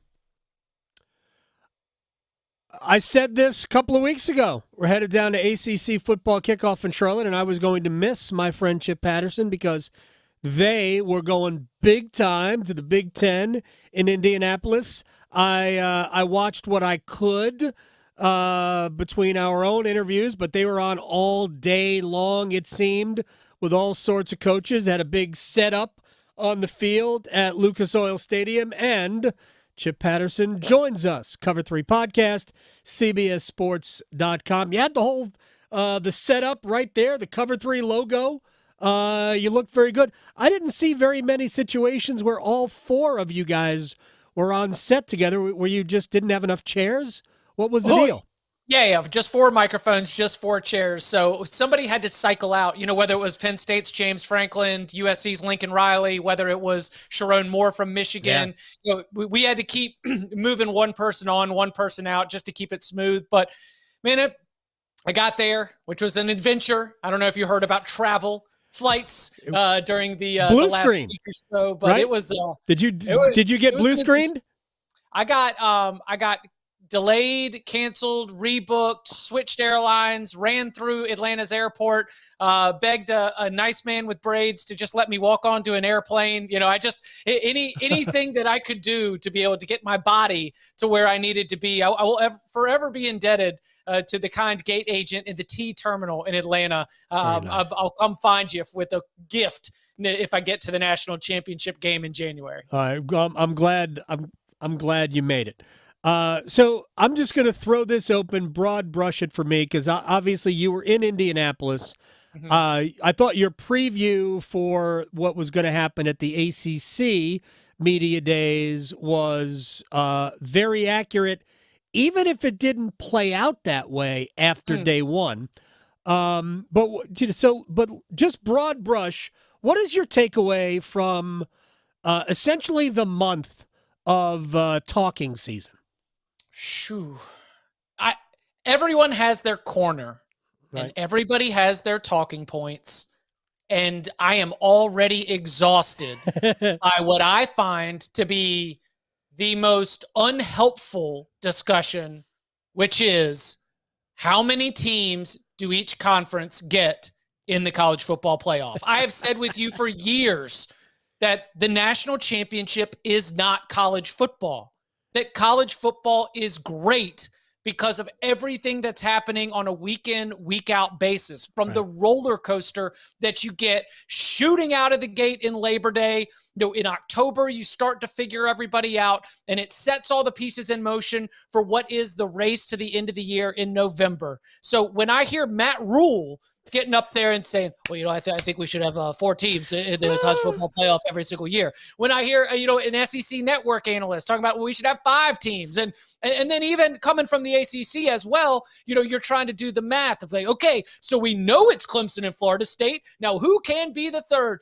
I just think it is not a helpful conversation because we have no idea what that picture is going to look like in the race for the at-large bids. We have no idea what it's going to look like going into Conference Championship Saturday, where there could be an 8-4 Big 12 team that is live as a bid thief to be able to change the math on every single thing that you expect. So to me, the thing that I am already exhausted by is what I find to be a meaningless and unhelpful conversation when it comes to previewing the college football season, because there are better stories and there are more interesting topics than trying to do a how many teams is this conference going to get in the playoff. Chip Patterson is joining us here. Normally we do this on Wednesdays, but today we're doing it on a Tuesday because why not? All right, so first of all, could not agree more. First of all, in the ACC, I think it's an assumption that it's Florida State and Clemson, given the fact that the schedules are so vastly different. For all we know, we could be sitting here at the end of the year. It could be NC State and SMU. I'm not saying it's going to be that way, but I think there's a lot of teams that with one result in their favor could be in that mix, or one result not in their favor fall out. But I want to set that aside for a second, because something that Matt Rule said is something kind of builds on something that I heard throughout the last couple of weeks. That we were talking, like, I get that financially the SEC and the Big Ten are in a different stratosphere. I get it. Correct. Competitively, nothing could be further from the truth. The SEC, yes, football-wise, throw other sports in there. Basketball, baseball, right? Women's basketball. I get that. But where is the Big Ten compared to the ACC in a competitive manner? I'm not talking about whether or not this year the Big Ten will have more teams in the playoff or will have better teams in the ACC. They may very well. But based on the last, 20 years, that's an unfair fight. But we're shaping this as though the Big Ten, competitively speaking, is on par with the SEC. And that's false. Well, it depends on Oregon and USC, because you're right. I mean, if we're talking about the old Big Ten, which is, you've got Ohio State, Michigan, and Penn State, which are programs that fundraise, spend, and recruit at a level that is at the top of the country. That they, not always right there with an Alabama or a Georgia. Ohio State's the only one that can say that. But certainly with the standard of success that James Franklin has had at Penn State, right. With Michigan winning the national championship last year, the Big Ten had more teams that recruit, spend, and treat like they are competing for the national championship than anybody but the SEC. So your view of Oregon and USC is a big part of that, and that's why there's so much responsibility. Because I think Oregon has the most talented roster that the Ducks have ever had, ever, in their entire program's history. Right. And I think that USC, while they wildly disappointed with a 7-5 season, wasting Caleb Williams last year, they are a Caleb Williams hamstring away from being in the college football playoff the year prior. Right. And that would be the Trojans' first ever playoff appearance. If you believe that Lincoln Riley can get USC, back up into that top tier, I mean, they are recruiting at a USC appropriate level once again under Lincoln Riley. If you think that that's the case, well, then you've got 5 programs that are competing at that top level, which is somewhat similar to the SEC. Now, what the SEC does not have that I think the Big Ten has is a very steep drop down after that top level of programs that are spending, recruiting, and treating their football program as if they are trying to be one of the best in the country. In the SEC, it is more stair steps. There are levels to this. We can talk about how Ole Miss has never done it, but Ole Miss wanting to do it is more than what you can say for some of the programs that are in the middle of the pack of the Big Ten. And I think that especially when you bring the ACC into this, the ACC does not have programs beyond that very top tier that are recruiting, fundraising, spending at a level of those top dogs. But they, like the SEC, have a little bit more of a stair steps, where it is not just such a steep drop off to the next tier, where you can look at Louisville, NC State, Virginia Tech, and now SMU and say, okay, this is the group that right now, based on their personnel and the cycles, one of them could get up and nip them. And Right. that's healthy competitiveness that I think frustrates ACC fans, where they say, why are we making such a big deal out of a conference where there is such a big drop off from the top to the bottom, as though Penn State can't go through and beat everybody by double digits, but lose to Ohio State, Michigan, and be 10-2.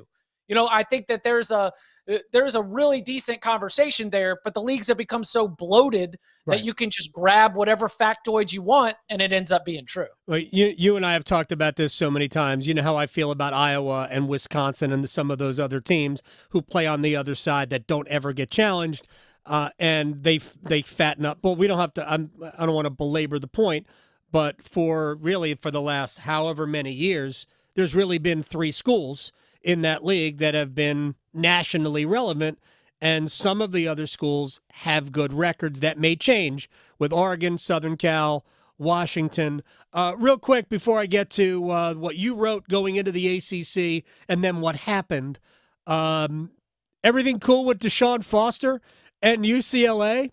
That was super awkward. My first takeaway from that was that it was an act, and that he was clearly not interested in being in the Big Ten, being a UCLA guy to his core, that he was not thrilled with the new conference affiliation. But it does seem after the fact that he was just uncomfortable in that setting. What was your reaction to that? Number one, he joined us and was great. Right. I saw that. He was that. incredibly direct. He gave really good answers, thoughtful answers, threw Chip Kelly under the bus, which who doesn't love that? I saw that, and the clip, it wasn't connecting. And then you go over to his media scrum and he's like, I haven't seen the clip yet. I'm sure people will laugh at it. He was amazingly self-aware, considering the way that it was being treated virally. We're from Los Angeles. We're from LA. I want to bring up 2 things. Number one, first edition of Body Clock. Okay. It was the very first interview. It was the very first podium appearance of the day. He had not been at the event yet. Okay. He steps up there. It is 8 a.m. local time. He hasn't watched anybody else or any other coaches step to the mic. He hasn't watched any of the other opening statements and the rhythms of a media day. I mean, Deshaun Foster's could you imagine how different media days? I mean, actually, I'm not going to, this is mean, Adam, but you can imagine how different media days are from when Deshaun Foster was a player and potentially a representative to where they are now. So if I am to, lay blame, and I do feel bad doing this, I've got to put it on the staff. Sure. For not saying, hey, coach, this is what it's going to look like. Maybe even hey, this is what some of the other opening statements have looked like so far. Because, I mean, other coaches get up there, they've got it prepared, they introduce all the players that they've brought, they talk about all their new hires, and then they open it up for questions. And it appeared as though he was not prepared to make an opening statement. So, number one, it was the very first one of the day. He hadn't seen anybody else. Number two, it looked like he hadn't even seen an opening statement before. And then in the middle of a stadium that was huge, right? And a ton of media gathered there, froze up just a little bit. But when he sat on our set, he was incredibly personable. And again, what were some of the challenges that you had when you took over this program? He said, well, we had to fix our NIL. I said, well, what do you mean? And he said, well, we had to let people in. They're not going to give if they don't feel a part of it. Right. And if we have our walls up and keep everybody locked out, no one's going to give to us. And I was like, okay, so you just told us that Chip Kelly was just totally hurting his own program by refusing to let anybody come share in the success. Yeah. Well, does that surprise anybody? Exactly. Knowing what we know about Chip Kelly. All right, let me move to what happened in Charlotte. Now, I was not there for day one of ACC Media Day. I was still dealing with other things. We got there for Wednesday, but I certainly followed it, and I watched Jim Phillips. Now, you wrote, and I read this, before we even got to Charlotte. You wrote that all of the storylines are going to be blocked by the legal maneuverings of Florida State and Clemson. And I'm not sure that actually happened. Day one was Jim Phillips, and that came up. But once Jim Phillips was done, and we talked about all of that, and we'll get to that in a second, it really was about the football. And whether I have to give somebody credit for that or not, I just do think that we did get to all of the other things. Let me go back to Jim Phillips. I love Jim. I as a human being, he's one of the finest people I have met in intercollegiate athletics, certainly among the people who have his responsibilities. And I've often thought that in this day and age of what college sports is, that it's an ill fit among conference commissioners because none of these people are commissioners as much as they are corporate sharks. And that's not who Jim Phillips is. Brett Yormark is a corporate shark. Tony Petitti is a corporate shark. Greg Sankey, maybe less so in his position, doesn't necessarily have to be, but he's not looking out for the greater good. He's looking out for his constituents only. I think Jim Phillips, unfortunately, walks a fine line between trying to do the best he can for the league, but also carrying around this idealism of what college athletics in his mind should be, and he wrestles with it. But I thought he did a very good job of presenting the ACC's case against Clemson and Florida State. He didn't shy away from the confrontation, at least as much as you can have a confrontation when you are simply delivering your own remarks. I thought he did as good a job as he could have possibly done. Doesn't necessarily change anything about public perception, about whether people think the league is doomed or if Florida State's leaving or if Clemson's also leaving.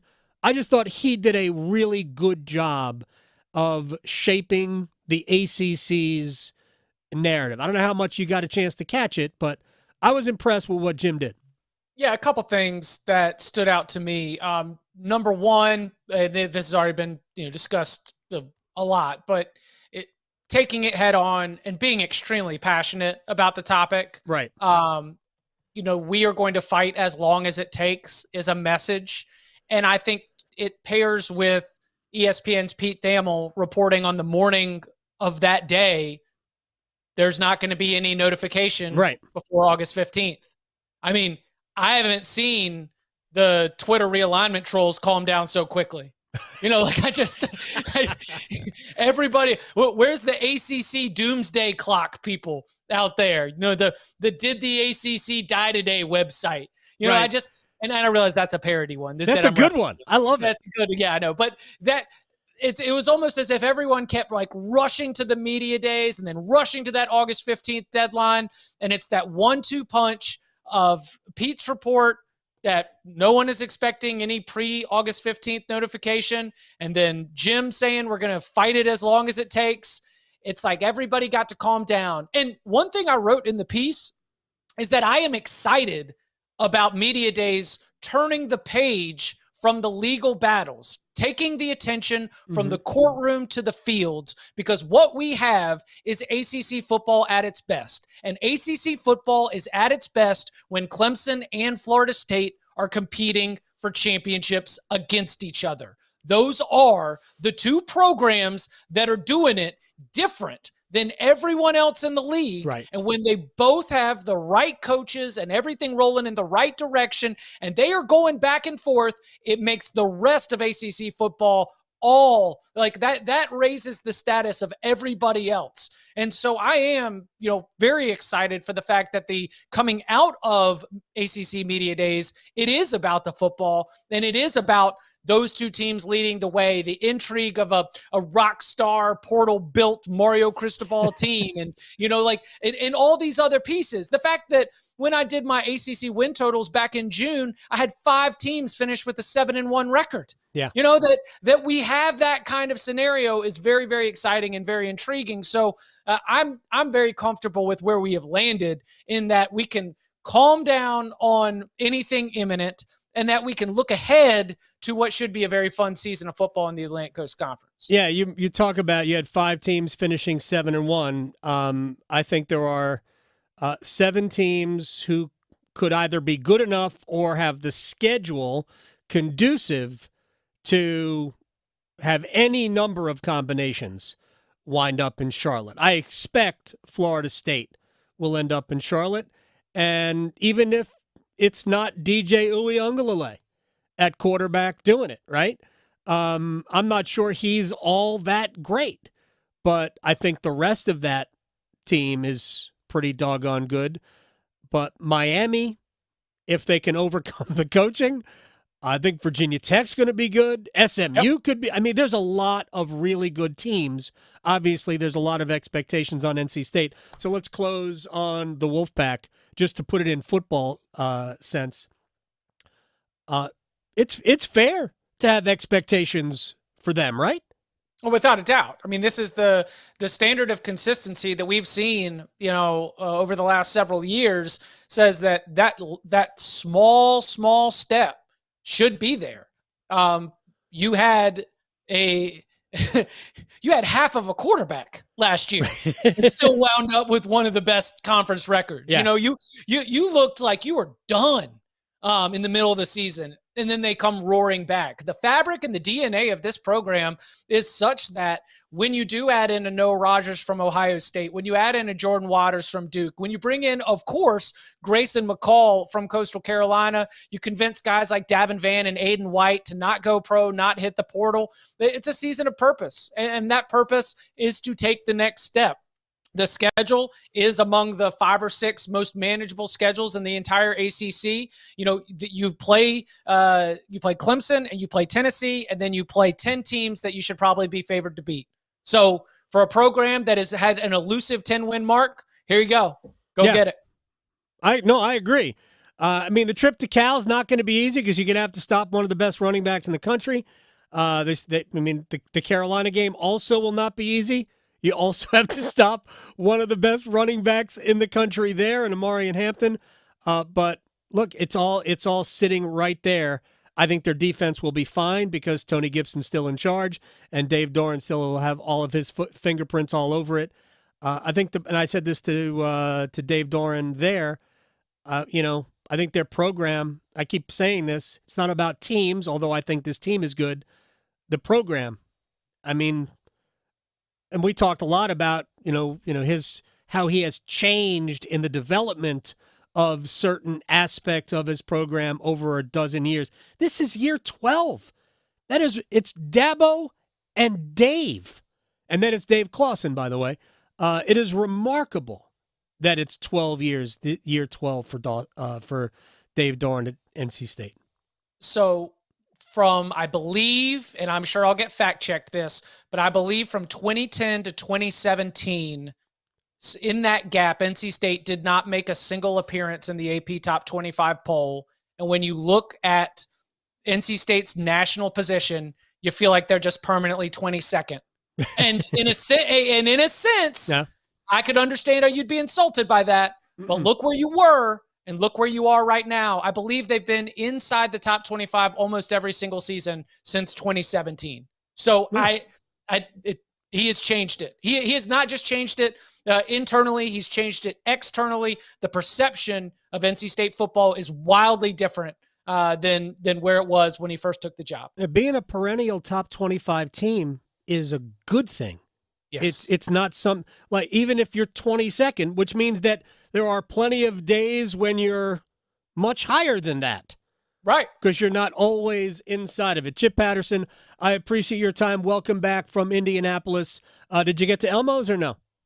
No Elmo's, but it was the first time that all 4 Cover 3 hosts have been together in person. So we had 2 exquisite dinners together that was special to be able to spend that time. Very nice. Well, we'll talk about the dinners another time. I'll see you very soon, my friend. Sounds good. Y'all be well. Chip Patterson here on the Adam Gold Show. All right, the United States leads Guinea 2-0. First half, third match of group play. This looks like a different type of an approach to U.S. men's national team soccer. Younger players, there might be some challenging for spots in the near future. And I'm here for that. All right, we'll take a break, we'll stretch, and we will place bets next. Serving it up hot and fresh every day. Adam Gold on the North Carolina Sports Network. Adam Gold here for my friends at FanDuel, America's #1 sports book, and they are the best place to bet the games this summer because right now, new customers can get $150 in bonus bets if your first $5 bet wins. Then you can bet on all your favorite international teams in all your favorite sports, from basketball to badminton and soccer to swimming. FanDuel has it all. Don't miss your chance to score $150 in bonus bets if your first bet wins. Just visit FanDuel.com/AGS to sign up and start betting the games today. Make every moment more with FanDuel. 21 or over and present in North Carolina. First online real money wager only. $5 first deposit required. Bonuses issued as non-withdrawable bonus bets that expire 7 days after receipt. Restrictions apply. See full terms at FanDuel.com/sportsbook. Gambling problem? Call 877-718-5543 or visit morethanagame.nc.gov. Everyone goes through tough times, and everyone can get through them, as long as they don't have to do it alone. Dial 988 if you need someone to talk to. Get what you need to get to a better place. Together, we'll find the care that works best for you. We're here 24/7. Call, text, or chat 988. 988. Let's get through it together.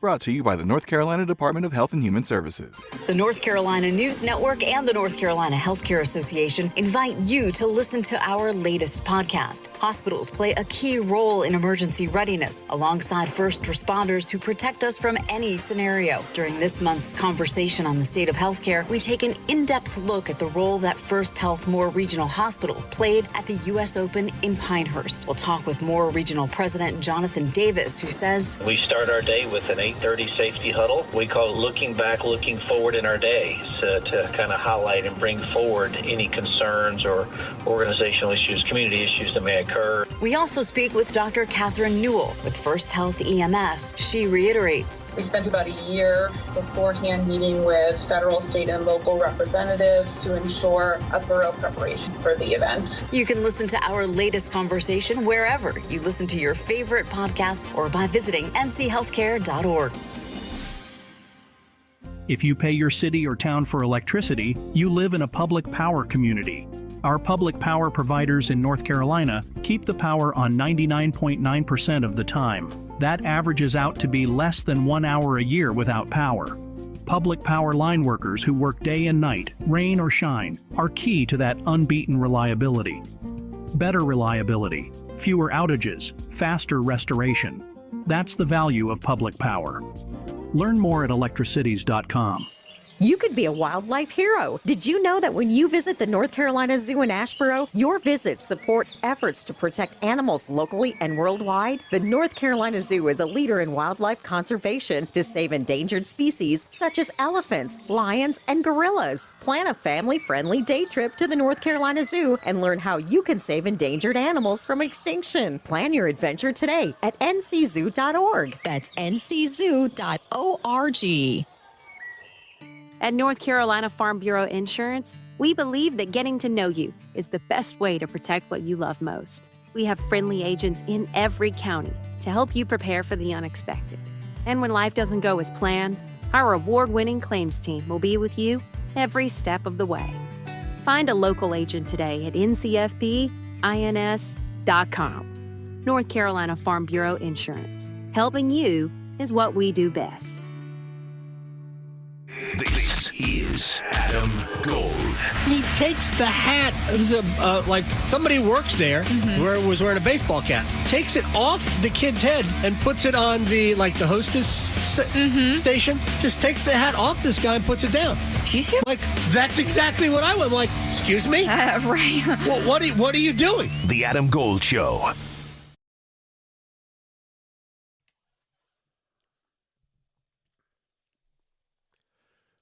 the Adam Gold Show. I'm Adam Gold, Victoria producing the program. I put 6 minutes of stoppage time up, US 2, Guinea 0, men's soccer at the Olympics, and I'm digging this team. They are super fun. They attack. They create scoring chances. Greg Berhalter should watch this team. Not that Berhalter's U.S. men's national team's problem anymore, but for the future, he should probably pay attention to what this group is doing. All right, Victoria, let's stretch. Okay, so I'm going to spit out some straight facts here. Olympic facts. Bars. First. Yeah. So I thought this was super fun. So first of all, Paralympics doesn't come from the word paralyzed or paraplegic. It's actually a Greek word, para, that means beside, because the Paralympics stand side by side with the Olympics. Very nice. So that's where it comes from.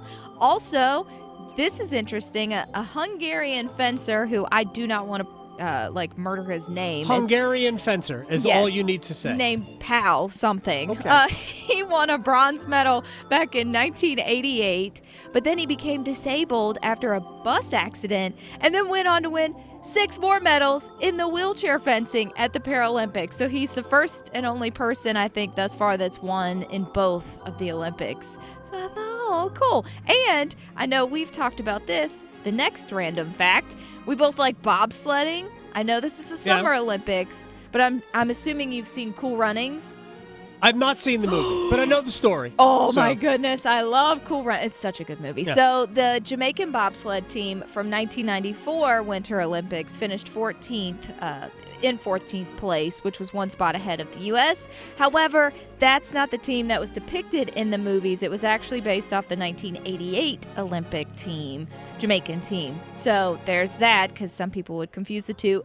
And football almost was in the Olympics. So it got a chance to be in the Olympics when it was added as a demonstration sport in 1932 in Los Angeles, but then it bombed and they were like, no, we don't want to do this. So. I wonder if they'll put flag football as an experimental sport or demonstration sport, whatever. Maybe. In the 28 games. Right. Oh, we should see. I Wouldn't don't be know. surprised. Yeah, exactly. Well, one thing that was kind of surprising, so I also like to see when they do these random stories and polls, like the best place to eat, pizza, or the best place to go, outside. I like to see where that's at. And this one is the most friendly outdoor cities in America. Now, North Carolina, I don't really like to emphasize the great places because we got so many people already, but North Carolina actually made the worst and the best. Oh, okay. There's a city in the worst and the best. So they wanted, first of all, the worst cities that they say for you to go. Houston. Houston is apparently not a good friendly outdoor city to visit. They highly discourage that. They do not want to do that. Now, the place that they do recommend you go is Seattle, which I've never been to Seattle. I have not been there either, but it looks cooler. It looks very gray, so I wasn't sure. I mean, grunge did come from there, so I don't know, if that. And coffee. Yeah. So I don't know. Now they say the most appealing place to go in North Carolina, or the city that made one of the top places to visit, is actually Charlotte. I know, that's what I thought. I like Charlotte. If people could hear faces. Charlotte's wonderful. I like Charlotte too, unless I'm going to see my Panthers lose. Charlotte's got a lot. I've been told. That's the thing. There is a lot. Yeah. Now, would you like to guess which city is the not friendliest? Raleigh? Yeah. Really? That's it. That's it. Raleigh, North Carolina made the list for the top 10 least outdoor friendly cities to go to. So that's too bad. I don't see it that way, but that's fine. I know. So look, we're just making all kinds of things. And last but not least, one thing I don't know if we'll be making. It is a viral thing off of TikTok, which, TikTok, everything comes from. But somebody generated an AI sofa that looks like a gorilla. I mean, it's massive. A sofa? That's a sofa that looks like a gorilla. So a huge, like, beefy gorilla, but it's a sofa, which honestly, I looked at the picture. I can see it. I don't know why you'd want it in your house, but I can see it. Okay. I would highly recommend you go look. I would not recommend people actually make this, but it's probably going to happen because people like to make weird stuff. So yeah, well, they absolutely do. That could be coming to a store near you. Weird is kind of like the word of the month. Oh yeah, well, I'm just saying. Things get weirder and weirder. So. Yes, they do. Yes, they absolutely However, do. let's not make weird bets. Place your bets. Here we are. I bet you slice into the woods $100. Gambling is illegal at Bushwood, sir, and I never slide. Okay, you can owe me. I owe you nothing. So I was incorrect about the Phillies beating the Yankees yesterday. Yankees, stomped a hole in Philadelphia. Yeah. There were some big scores yesterday. I think the Yankees won 14-4. The Mets won 17-2, 15-2. Oh, wow. Something insane. Yeah. Like they had a 6-run inning, a 5-run inning, and a 4-run inning. It's 15-2, I think, was the final there. Wow. It's crazy. Well, look at that. All right. And today is the trade deadline, but as far as I could tell, there really haven't been anything, any earth-shattering deals made yet today. Yeah. So, well, if anything happens, we'll let you know. Yeah, we will see. My first one, since you are talking about a New York Yankees and the Phillies, maybe the Phillies will rebound today and they'll come out swinging, but maybe not too much because I'll take the Phillies to win and I'll take the under because it's at 9.5. So why not? That's plus 215. Yeah, under. 9.5's a lot. All right, we're going to stay away from baseball until the end. The Olympic golf tournament starts on Thursday. And since we're not going to be here tomorrow, I want to get my winner, which will be John Rahm, at plus 1,000 to win the Olympic golf tournament. They're playing where they played the Ryder Cup in, trying to think what year, 2018? 19? Yeah. 18? What is this is President's Cup year? So 2019. So that's where I think, Yeah.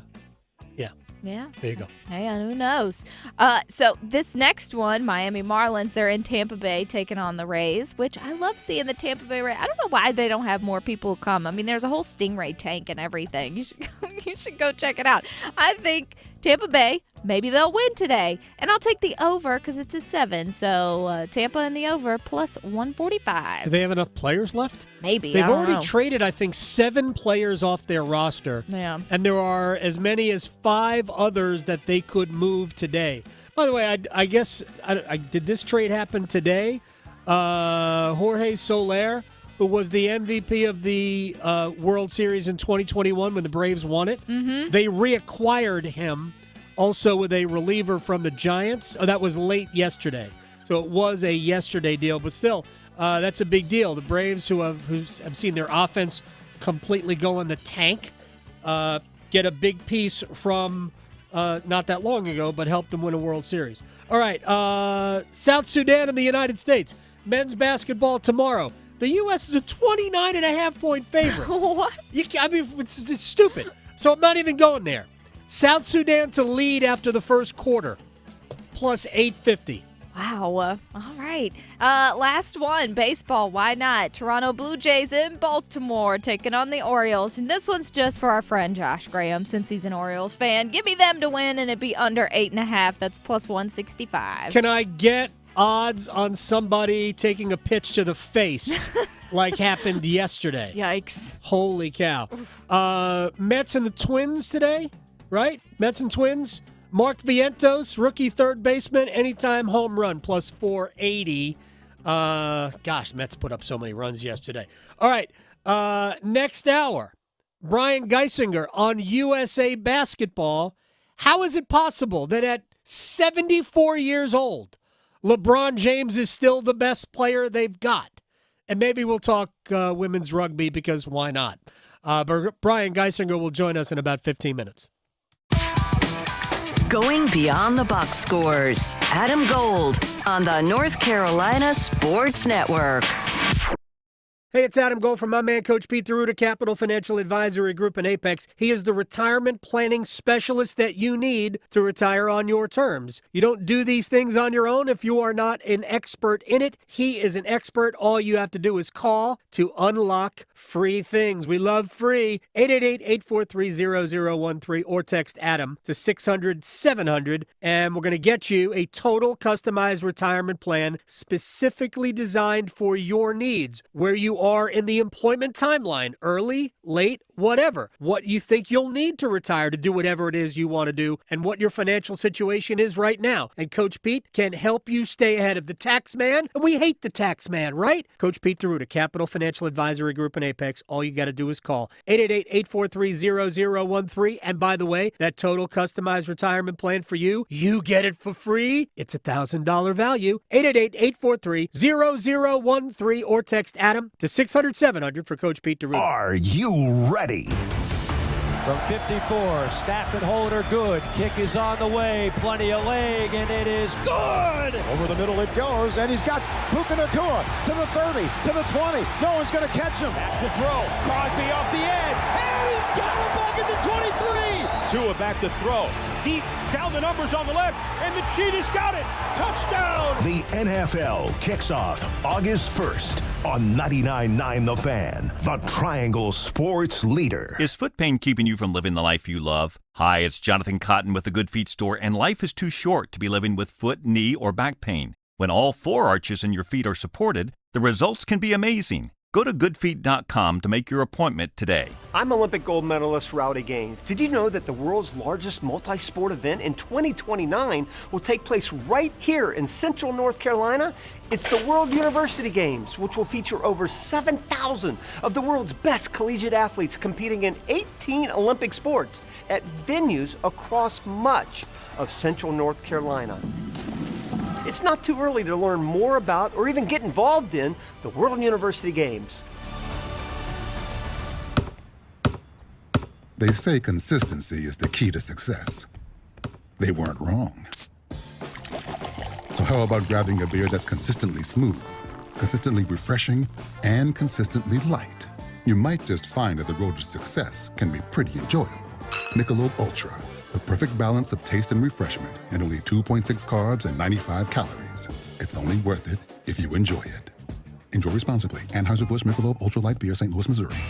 Nothing makes being outdoors better than having the right gear and the right crew. So here's an idea. Let Mountain Dew supply the gear and you bring the friends. Because when you buy specially marked multi-packs of Mountain Dew, you can collect points and earn epic limited edition outdoor gear. So buy Dew, collect points, get gear, and get outside with Mountain Dew outdoor gear. Open to legal U.S. residents 18+. Subject to program terms at dewoutdoors.com. Is 12/31/24. Void or prohibited. Want a great deal on Mountain Dew? Handy Hugo's offering 2 20-ounce Mountain Dews for just $4. Do the Dew at Handy Hugo's today. Hey, John, why so glum? I just got let go. The company's downsizing. This is the third time in the last 2 years. I'm done with this. Have you thought about My Computer Career? I've heard they can train you for a career in IT in just a few months, including cybersecurity and the basics of AI. And you don't need prior training or experience. Now that's a recession-resistant career. Wow, thanks. I'll check them out. Go to mycomputercareer.edu and take the free career evaluation. mycomputercareer.edu. Financial aid is available for qualified students, including the GI Bill. This hour of buzzer-beating, nail-biting, edge-of-your-seat sports action on 99.9 The Fan is powered by Ritchie Law Firm Injury Lawyers. Visit GotBryan.com. That's GotBryan.com. WCMC HD1 Holly Springs. Take us with you on radio, web, app, Alexa, and YouTube. 99.9 The Fan, the Triangle Sports Leader. This is the Adam Gold Show. This defense is brand new, and he's kind of in the middle of it. If you think about it, there's Derek Brown, there's J.C. Horn, and sort of Shaq Thompson, but Shaq missed all of last year practically after breaking his ankle in week 2. So you've got a consistent staff and a consistent scheme, but then it's J.C. and Derek and a bunch of new guys. So I think it's going to be fascinating to see how he develops as a player. Hopefully J.C. is able to stay on the field, because when he's been out there, he's been one of the better corners in the game.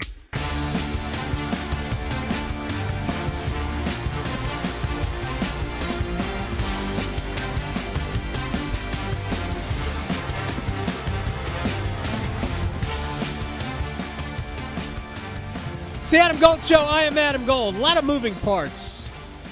Not only in today's show, but we had some big news at the very end of yesterday's show and I guess in the middle of today's show, some big news. So, you know what? I think it's worth just throwing the sounder up again, just because, why not? We have a breaking news sounder, and even though this news broke an hour ago, just who knows when people are listening. Eric Staal signed a one-day contract with Carolina Hurricanes today and has officially retired with the Hurricanes. The team just tweeted out a picture of Staal signing the contract and then the process of putting on the number 12 and then posing for a photo with his family. I know on Thursday we're going to talk to Eric on the program. Could not be more happy for Eric, even though he wanted to play last year, weren't any takers. And he probably wanted to play this year. Keeps himself in great shape, skates all the time. Remember, he played in the Olympics back in Beijing in 22. Was it 22? Yeah, 22. When, we had the Olympics without NHL players. And he had played some games, I think, with the Iowa, whatever they're called, in the AHL, just to get in shape to play, and then played for Team Canada. But anyway, great news to see that, not that his career is over, but that he ends his career as a Hurricane. Yeah. And the number goes straight up into the rafters, next to 17, next to 10 and 30 and 14 and 2, and one day 11 as well. And I could not be more thrilled that this is the way it ends. And I said this before, but it bears repeating. Eric Staal, has his name on the Stanley Cup, and he had 100 points, still has the record for a Hurricane in terms of scoring in a season. He had 45 goals. He had 55 assists. He had dynamite playoff runs for the Canes, whether it was 06 or 09. Some of the goals he scored in 09, I mean, just chef's kiss, beautiful. But he was the star during a time when Carolina didn't have a lot of stars. And he was treated really unfairly by the fan base that, and again, I said this earlier, let me just repeat it. Everybody gets a pardon. 100%. I understand why people wanted more because, he was that kind of player and he carried one of the highest salaries in the NHL. But it's hard in hockey to do it on your own unless you're one of those guys. And you're not one of those guys. But he was in that second grouping of star-level players. So he wasn't a McDavid or a McKinnon or one of those. He wasn't one of those.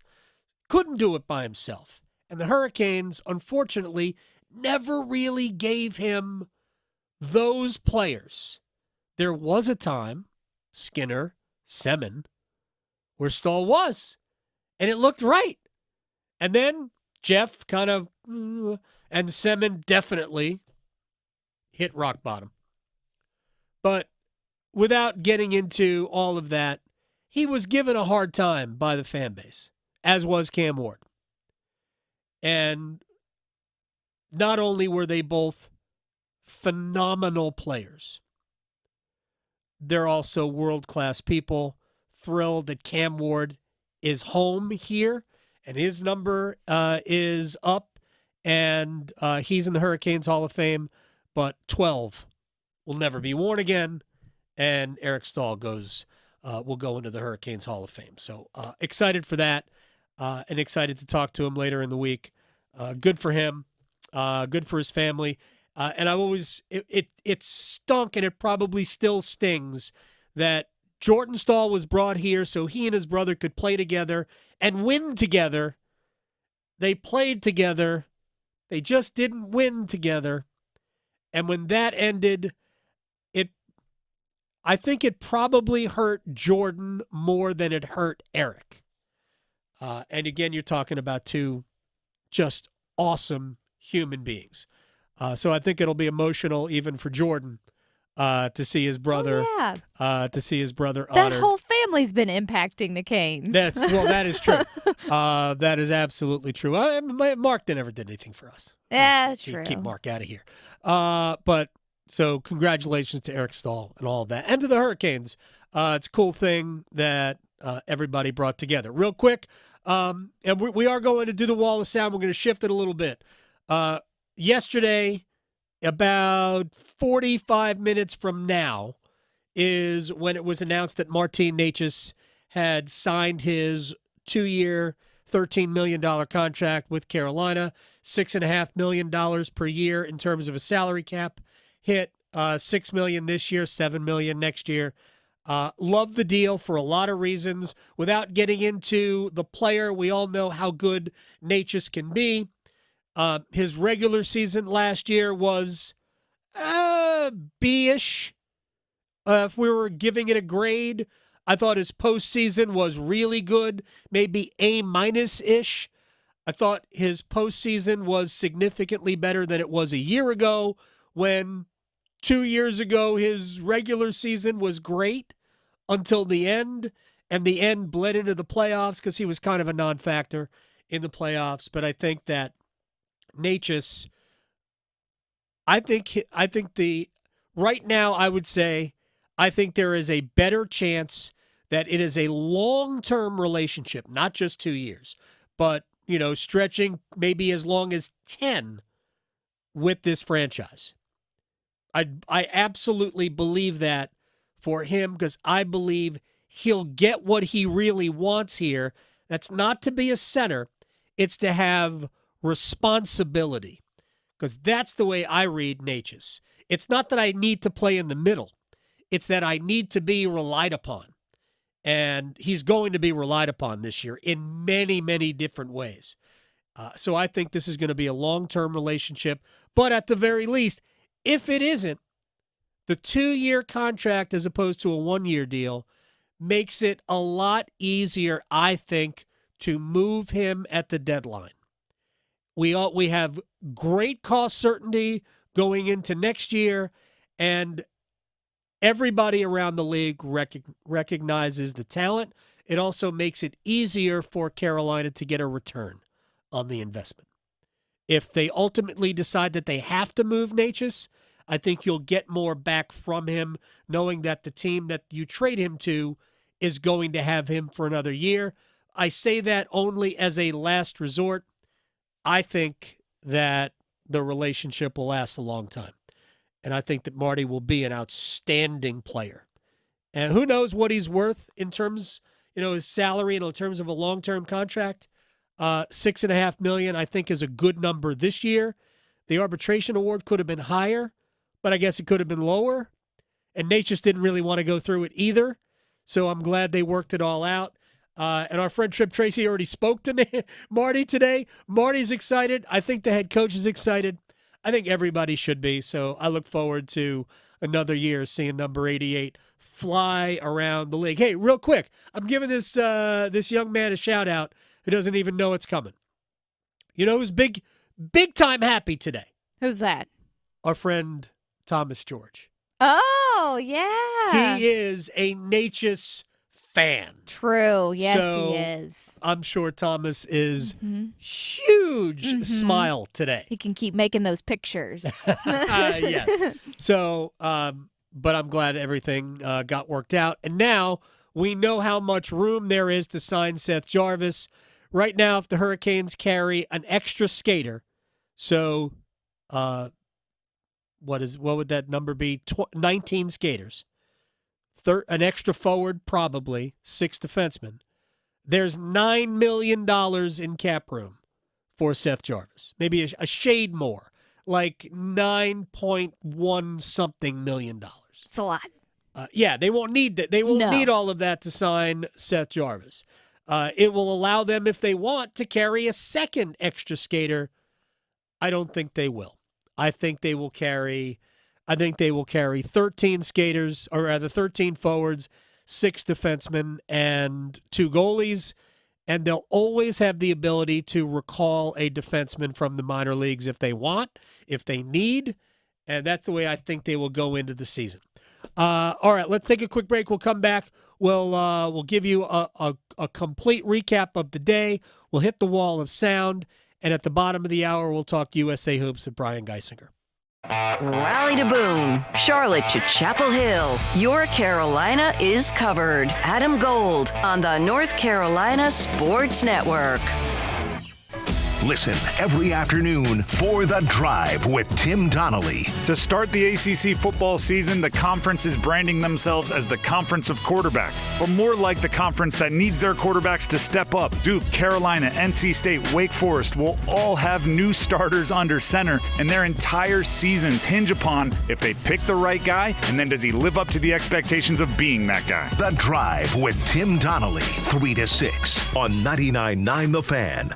Hey, it's Adam Gold from my friend Gordon Miller, Miller Lending, Kildare Farm Road in Cary. I'm going to give you, right now, $5,000 and the opportunity to keep, $150 a month of your own money. Well, I'm not giving you anything. What I am giving you is the know-how, the wherewithal to save closing cost money and lower your monthly payment, which will save you money when you either buy a house or get a new mortgage. A lot of people are into the refi thing right now because rates have dropped. And if you go to Miller Lending, you don't have to pay closing costs, which will save you thousands of dollars. And when you refi, best reason to refi is to lower your monthly payment. When the rates come down, you'll save maybe hundreds. MillerLending.com. Everything you need is right there on the website. You can do it all right there. You don't even have to have human interaction if you don't want. But I love these people, so why not? Miller Lending on Kildare Farm Road in Cary. They are an equal housing lender. NMLS ID 250-2146. It's bow time.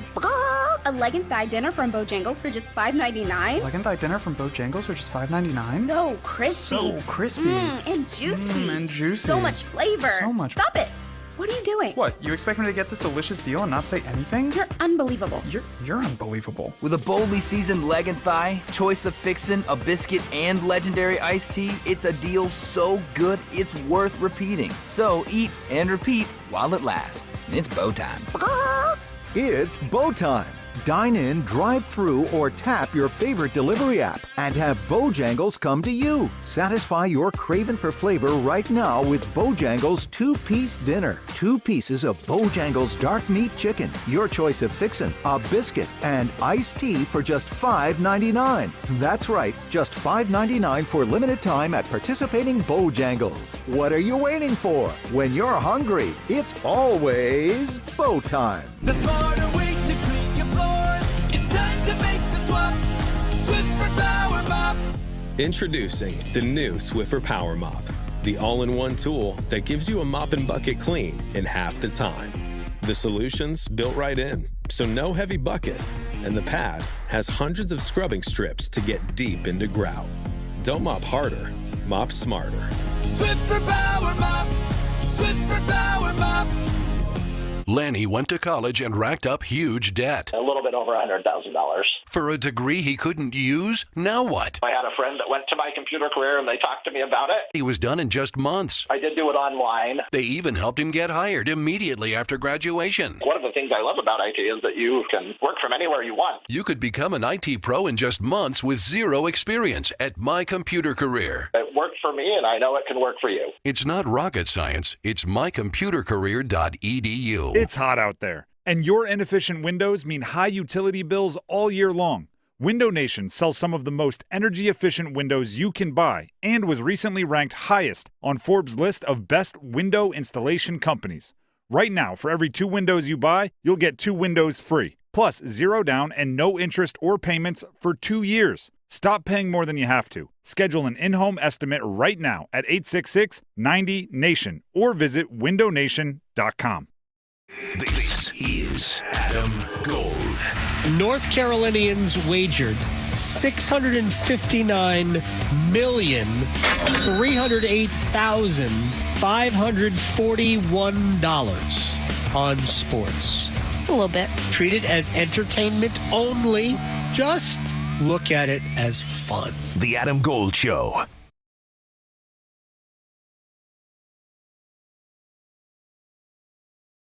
It's the Adam Gold Show. I'm Adam Gold, Victoria, producing the program. Brian Geisinger will join us now at the bottom of the hour. I asked him, how is it that LeBron is still the best player in the world? And he went, yo, Cowboy, pump the brakes. Well, we'll talk about it. USA versus South Sudan tomorrow in second game of pool play. The women abused Japan yesterday. Between Asia Wilson and Brianna Stewart, it's not a fair fight. Not even close to a fair fight. He shot the ball terribly and one going away. I think they made 4 of 20 from 3. And Sabrina Ionescu had 3 of those off the bench. I mean, they shot the ball awful from 3-point range, and it didn't matter. It doesn't matter. I think they asked Dawn Staley in a interview on NBC the other night, is it still, the U.S. still so much better than the rest of the world? And she went, no. And the answer is, yeah. And it's not because the other nations aren't investing in women's basketball. There's a good international influence in the WNBA. But the U.S. is also now investing more money in women's basketball. Right. No chance. No chance. Dawn Staley was also asked about Caitlin Clark. Did you see that? Oh, yeah. I think she said that if we had to do it all over again, that she'd probably consider it more or something like that. In those words. We can't live in those because Angel Reese would probably be on that team as well. But of course, if you're watching, they're doing fine. Who are they playing over? I mean, look, they all played because they won by, whatever it was, 30 or something. Yeah. And it was never in doubt. And none of these games are going to be in doubt. The argument to be made, and I want to get to the wall of sound, but the argument to be made was that the arenas weren't full. The pre-game press conferences were lightly attended. And that's kind of what Christine Brennan, who came on this program like a month ago now, that's what she was getting at, that the interest for that tournament would be so much greater if Caitlin Clark, although that was entirely about her, but I'll throw Angel Reese in there.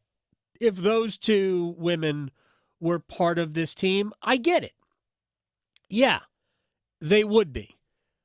But, I mean, there'd be plenty of Olympic teams and national teams for them. Oh, yeah.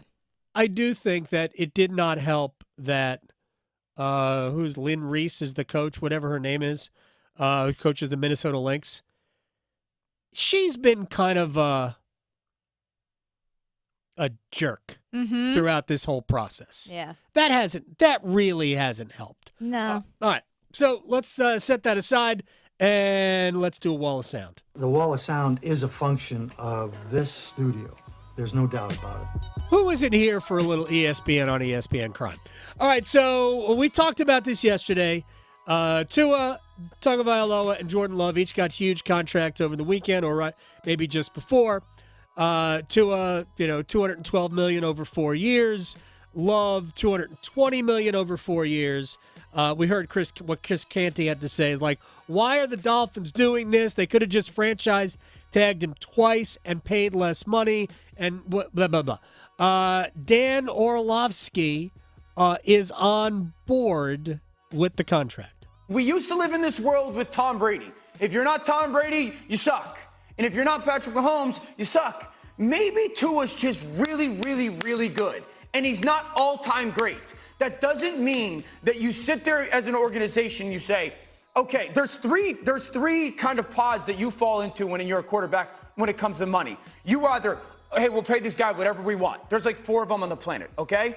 or we're not going to pay this guy because he's not worth it at all. And then there's that middle ground. And you have to figure out as an organization, are we a little bit okay, maybe overpaying? Are we going to try to underpay? How hard do we want to play this when it comes into negotiation? And most starters fall in that world. And if you're the Miami Dolphins, you sit there and go, 9 months ago, we were the 1 seed. And we did not become the 1 seed because the quarterback play fell off. We became a lesser football team because 6 starters got hurt for the rest of the year. Yeah, okay, that certainly is, it makes a lot of good points there. I still would tend to agree more with Chris Canty that Tua is not the one driving the bus. Here is Canty, sort of a counterpoint, without all of the nasty jokes. That's hogwash. Everybody's got to contend with injuries. That's a part of why quarterbacks get paid the kind of money that they get paid, because they're able to elevate those around them, even if you're missing guys out of the lineup. Now, the problem becomes with Tua, after you're paying him this amount of money, you're going to have to deal with guys not being on the lineup, not because of injury, just because of money. So I don't understand how this could be viewed as good business, knowing the risk that's associated with signing Tua long-term because of the injury history, but also the productivity or lack thereof when it comes to playing against quality competition. All right, we talked about this yesterday. The salary cap number for Tua, along with Tyreek Hill and Jalen Waddle, this year is not an issue. It's only $50 million. That's awesome. The fact that you have those 3 players for $50 million combined is amazing. But you better get it done this year, because combined that number is $114 million in 25, and that number in 26 is $141 million. Like, the salary cap is going to go up, but the salary cap ain't going up to $400 million. So you're going to have to figure out how to put a team together without a lot of money at your disposal in future years. So I think Chris Canty is right here. Dan Orlovsky has quarterback eyes. Jeff Darlington wonders, hey, how come we're not having the same conversation about Jordan Love? Why is that same energy not existing for Jordan Love? Why are we sitting here saying that we are so comfortable and confident in Jordan Love as a franchise quarterback when we have seen so much less over the first 4 years of their careers? Jordan Love, the last pass that he threw last season was a terrible interception on first down to lose in a playoff game. If that was the same thing that Tua had done, we would be killing Tua all offseason. I'm just not understanding why it is so clear and obvious that we should be paying Jordan Love, but not Tua Tagovailoa. Well, I will say that Jeff Darlington has a good point. That's what I would say. Matter of fact, I did. I think he has a point. Right. And again, I am not the expert here. This is just the way I feel. With Tua, you are dealing with 2, stud wide receivers, a really good running game. Yes. With Mostert and I don't know how do we pronounce a chain's Javon? name? Yeah, it's like a Sean, a Chain, a Kane. Don't know. We know he's good, right? So there is he seems to be a distributor in that offense. To me, Jordan Love was more of a driver, but Darlington is right. We don't know. We really don't know. So the Packers have taken a leap of faith that they have been right. We'll find out. That could end up being a bad contract. And if it's a bad contract, it's way worse than Daniel Jones' contract. Remember when Daniel Jones got $40 million a year and we lost our minds? Yep. $40 million a year is like what Baker Mayfield's getting. Exactly. What does Baker Mayfield make? I have to look that up. It's not $40 million, but it's a lot. But yeah, it's not $40 million. Yeah. All right. One more thing about quarterbacks. So our friend Brooke Pryor from ESPN, I saw this. Russell Wilson's got, I think, a calf injury, right? So he is not he's not practicing right now. I was looking on TV, and they were like, has Justin Fields closed the gap?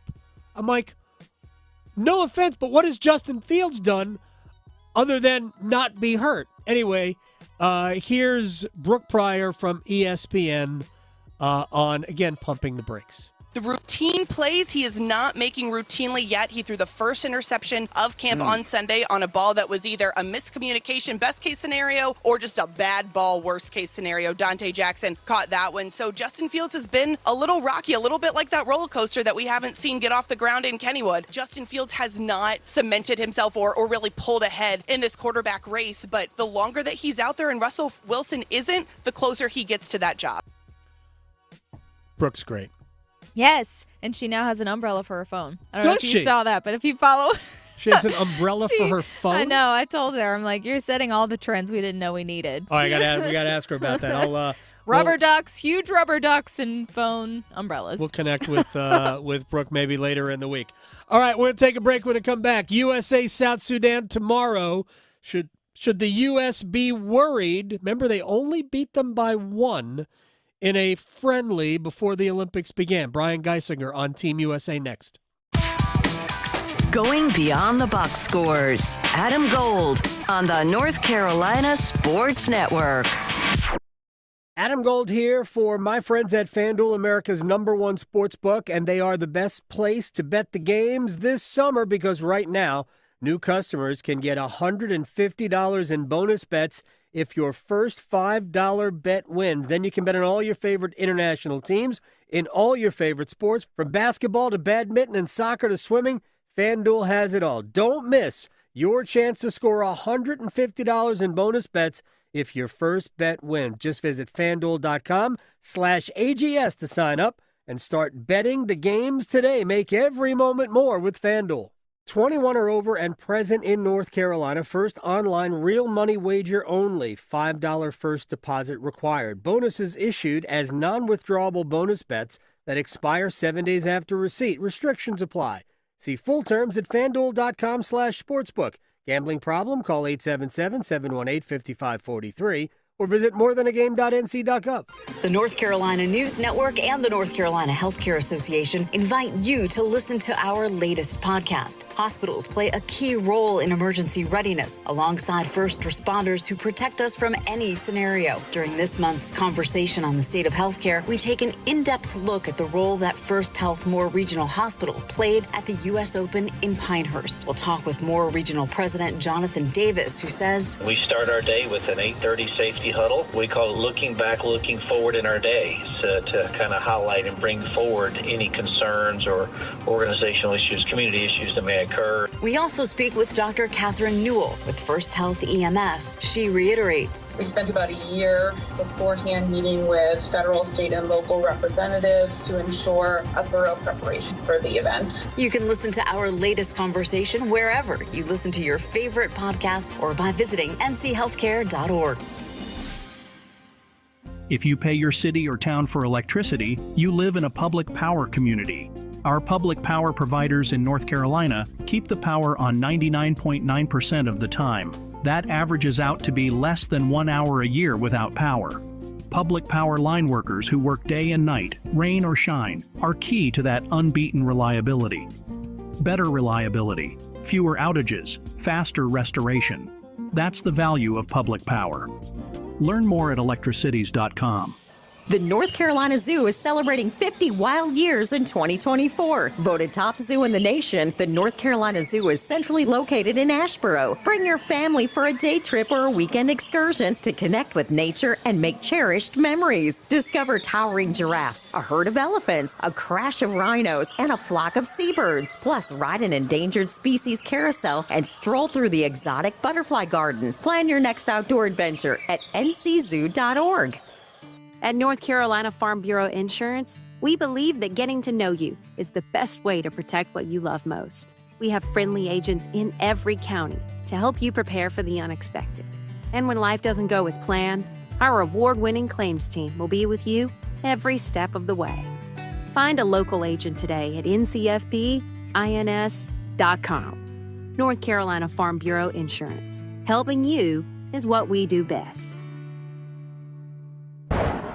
The 2024 Atlantic hurricane season is predicted to be among the most active we've ever experienced. Prepare your home now against power outages of all types with a Generac home standby generator from Alternative Power. After sensing a power outage, a Generac generator automatically restores your home's power, helping protect you and your family. Act now for a free 10-year warranty on a Generac home standby generator. Terms and conditions apply. See more at alternativepower.com. Alternative Power, North Carolina's Generac experts. This is Adam Gold. Please let the coach and GM pick this year. Right. And they put this on the sign outside of the restaurant, and I guess David Tepper actually went inside this restaurant. Do you know that there is security video of that visit? Wow. The Adam Gold Show.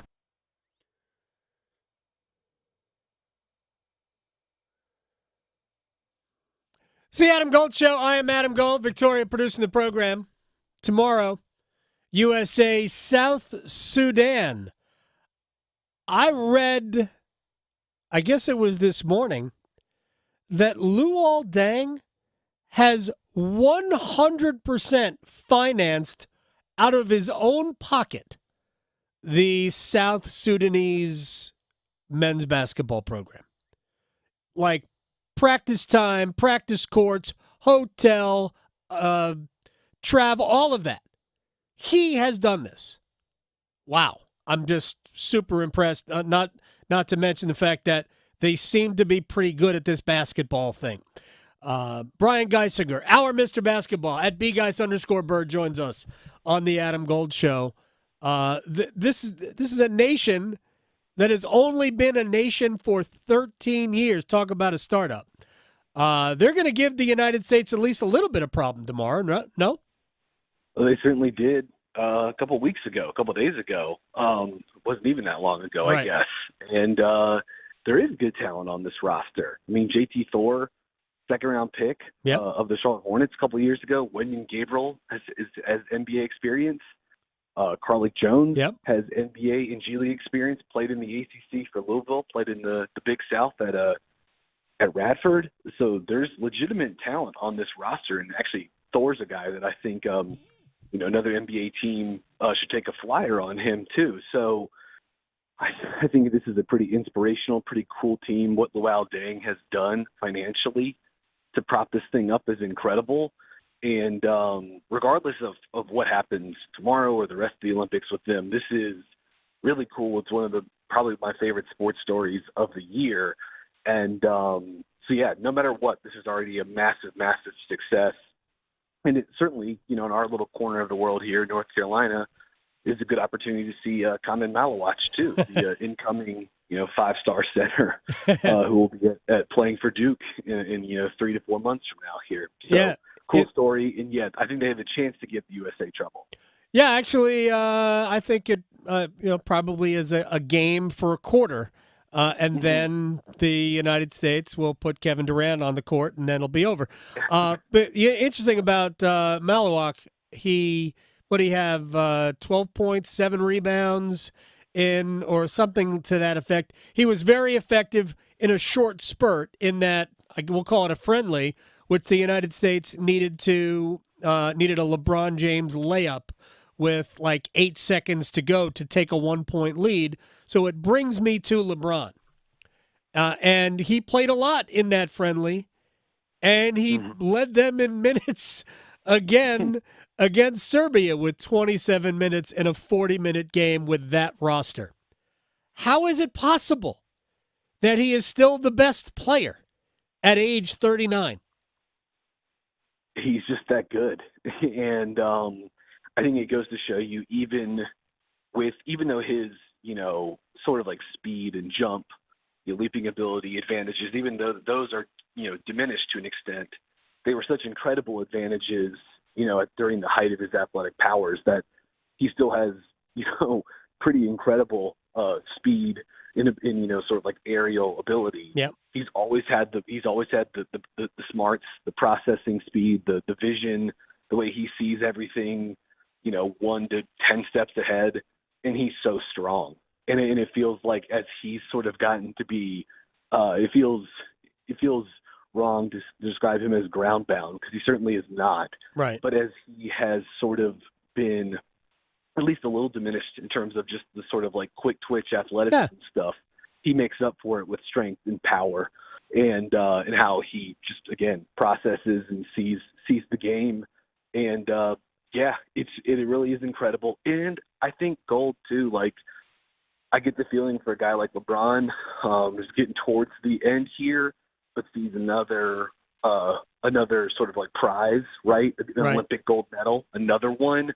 My guess is you get a guy like that this close, a couple of wins away from it, and all of a sudden he kind of kicks it up, like another gear. He goes into playoff mode or whatever. And it's a sight to see for sure. Brian Geisinger is joining us here on the Adam Gold Show. I mentioned Kevin Durant, and with about 2.5 minutes to go in the first quarter against Serbia over the weekend, Durant came off the bench along with Anthony Edwards, and really I thought that was the turning point in the game. I don't think I'm a genius for thinking that. Durant came in, decided to not miss, and Anthony Edwards was having a blast playing with his idol. And those two guys completely turned the game around. Now, it wasn't a runaway from that point because Serbia kept that game very much within arm's length until we got kind of middle of the third quarter. But it just shows you that Durant, with no practice time or no game time leading in, he had practice, but not necessarily with the group in 5-on-5 settings, is still also, like we were talking about LeBron, he's still that guy. He's still one of the best as long as he can stay healthy and get on the court. Yeah, you think about it, he hasn't played a game, like an actual live-action game, since the Suns got swept by Anthony Edwards in Minnesota in the first round of the playoffs. So going back to April, it was kind of a while ago. Look, Durant is an incredible, bucket getter and shooter, no matter what court, what universe he's playing in or on. But Olympic basketball, given the dimensions of the court, smaller, sort of three-point line, everything's more compact in the half court, and having guys that can roam around and shoot, so Steph Curry, Kevin Durant, those guys become extremely valuable. And like Durant doesn't need to be a separation guy because he just shoots over the top of everybody with that perfect, you can close your eyes and see the stroke and see how good his touch is. So yeah, it's no surprise he's an amazing Olympic player, has been for over a decade now, or international player. Going back to not just the 2012 Olympics, but the 2010, World Cup, playing for Coach K, when he, as like a 20-year-old, basically won it for Team USA in Turkey. So he has always been incredible at this. And to see him and LeBron playing with Curry, it's just, I don't know, if you have a fondness for basketball, especially of this generation, it is really, really cool to see these guys teamed up in doing this. And my guess would be, even if Durant continues to come off the bench, maybe in that like hyper efficient bench scorer role, he's going to be closing games that matter next to LeBron and Steph Curry. And my guess is that Anthony Edwards could certainly factor into that mix as well. It's funny because I've asked other people this question. It's not about who starts. It's not about what unit you're on. At the end of the game, in a close game, assuming that there will be, and I do think there will be close games, Durant will be on the court. LeBron will be on the court. Anthony Edwards will be on the court. I'm not sure Joel Embiid will be on the court. I think it's been a rough go for him. You don't need to be an expert to figure that out. He hasn't been always awful, but certainly at the beginning of the game against Serbia, he looked like a liability. I haven't even liked Anthony Davis in so far for the U.S. But it's possible that Bam might be the best option simply because he doesn't need the ball. Yeah. And he's a good passer. Yeah. And, he can switch defensively. Davis can too, but that's sort of like the thing Bam is really good at for a center. There's just certain teams with certain size where Adebayo at the 5 might not be enough, even if he's next to LeBron. Like if you're playing Germany in a game with big stakes, Germany, like they did to Team USA in the World Cup last summer, can just mash them on the glass and in the post. And France has got a lot of size too. Yeah. I do think Davis is going to become the guy that closes for them at the 5. Like, I do sort of think he's the best combination of, like, two-way skill plus, shot blocking ability. He's such an unbelievable defender.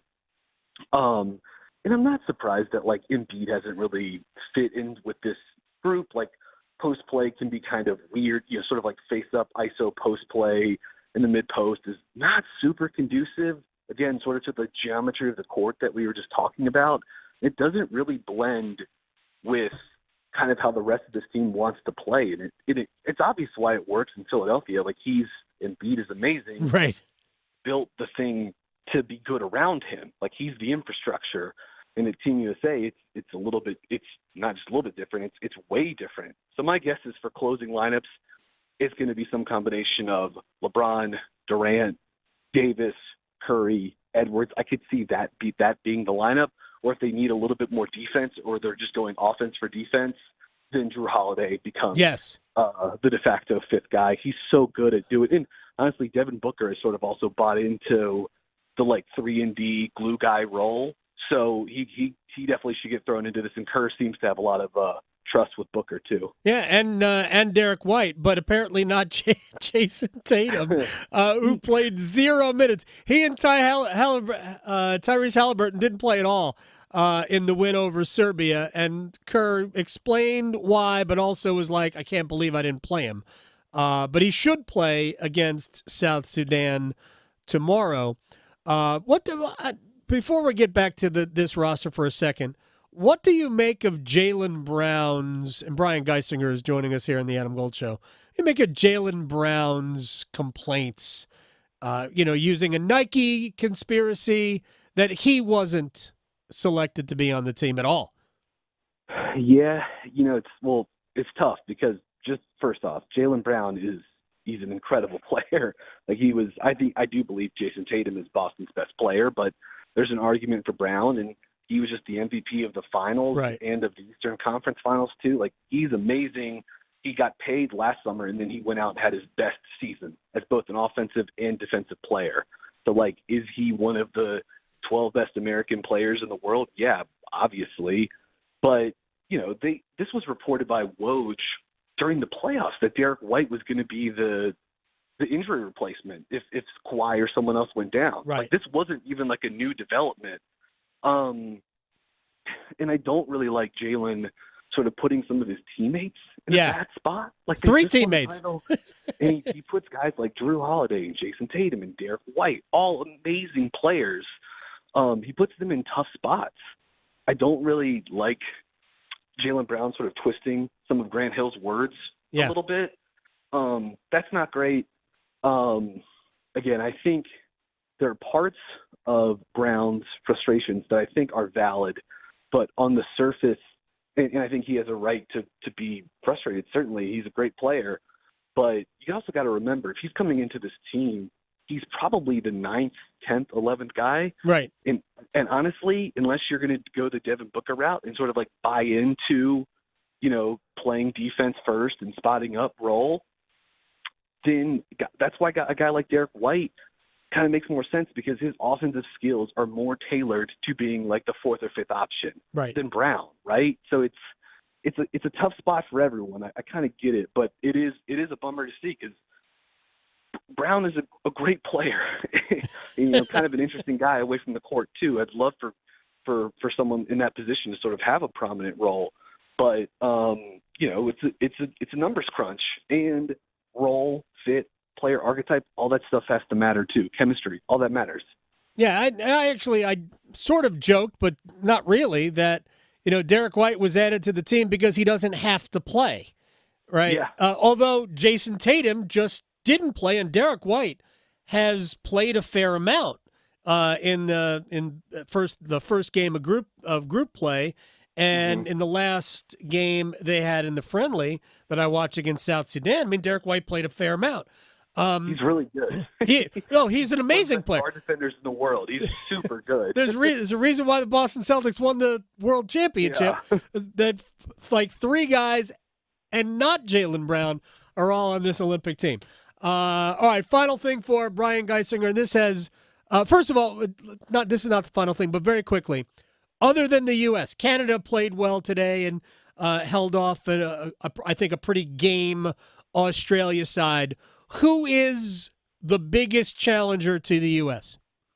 I mean, I think Canada is a good place to start. You know, you think about having a guy like Shai Gilgeous-Alexander that can take over a game. I actually do think the possibility of matching up with Canada is another reason why Derek White makes sense, because if you have to go up against Jamal Murray and SGA, well, you've got Drew Holiday and Derek White. You've got the Celtics backcourt to throw at them. And Dennis Schroeder, I mean, you can laugh about it if you want. He's been a very good NBA player for a decade now, and he's incredible with his speed playing in Germany's system. And Germany just plays fast.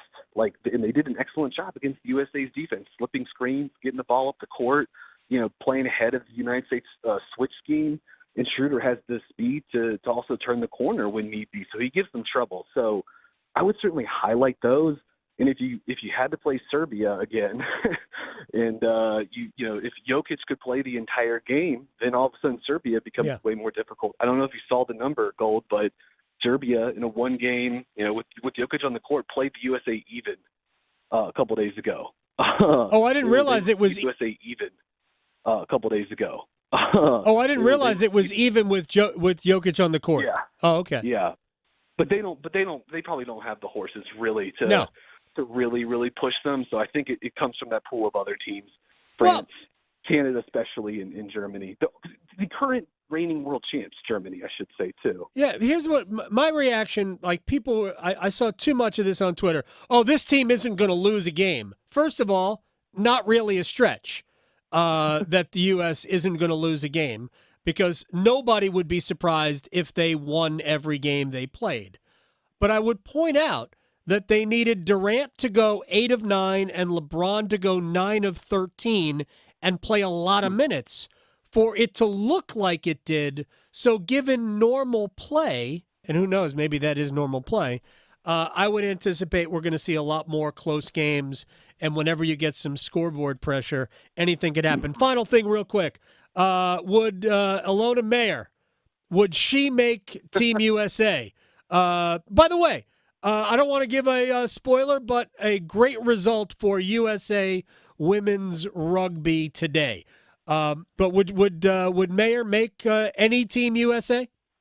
I think she could be in the Derek White defender role, or heck, she could start at quarterback for the Panthers. I wouldn't put any limitations on her athletic capabilities.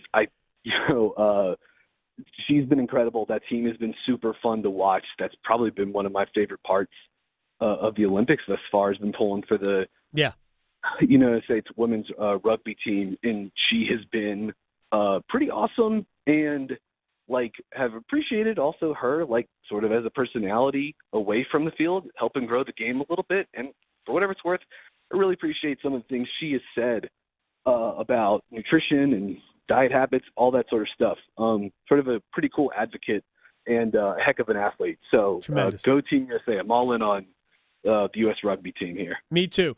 All right, by the way, the men's soccer is doing very well. They lead 3-0 over Guinea. I am Team Kevin Paradis, and also Georgi Mihailovic, who had a free kick goal. It's been fun to watch. I like the way this team plays. The senior squad should watch it, because this team plays a lot more fun soccer than the senior team does. Brian Geisinger, my friend, I appreciate your time. I'll talk to you very soon. You guys have a good day. You got it. Brian Geisinger here on the Adam Gold Show. No joke. Watching the men's soccer and the women's soccer, we didn't even talk about this yesterday.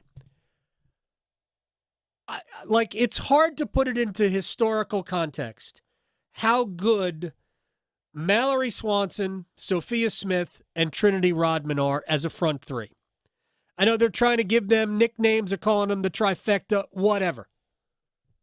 Nicknames aside, I'm sure that in the history of U.S. women's soccer dominance, 3 forwards have been as or more impressive. But we've got 3 incredibly young, unbelievable players. Down the road, we might be looking back on this as the start of not the golden era, but the next wave of utter U.S. offensive superstars. They have destroyed at the Olympics. They're responsible for all of the goals except one by our old friend Lynn Williams, former North Carolina courage forward, who for the second time in the Olympics has been an alternate and has been called up and has produced. So shouts to Lynn Williams for getting on the score sheet as well. But man, Rodman, Smith, and Swanson have been utterly amazing at this tournament. But it's been fun to watch. All right, we have time for like a very quick rewind, shall we?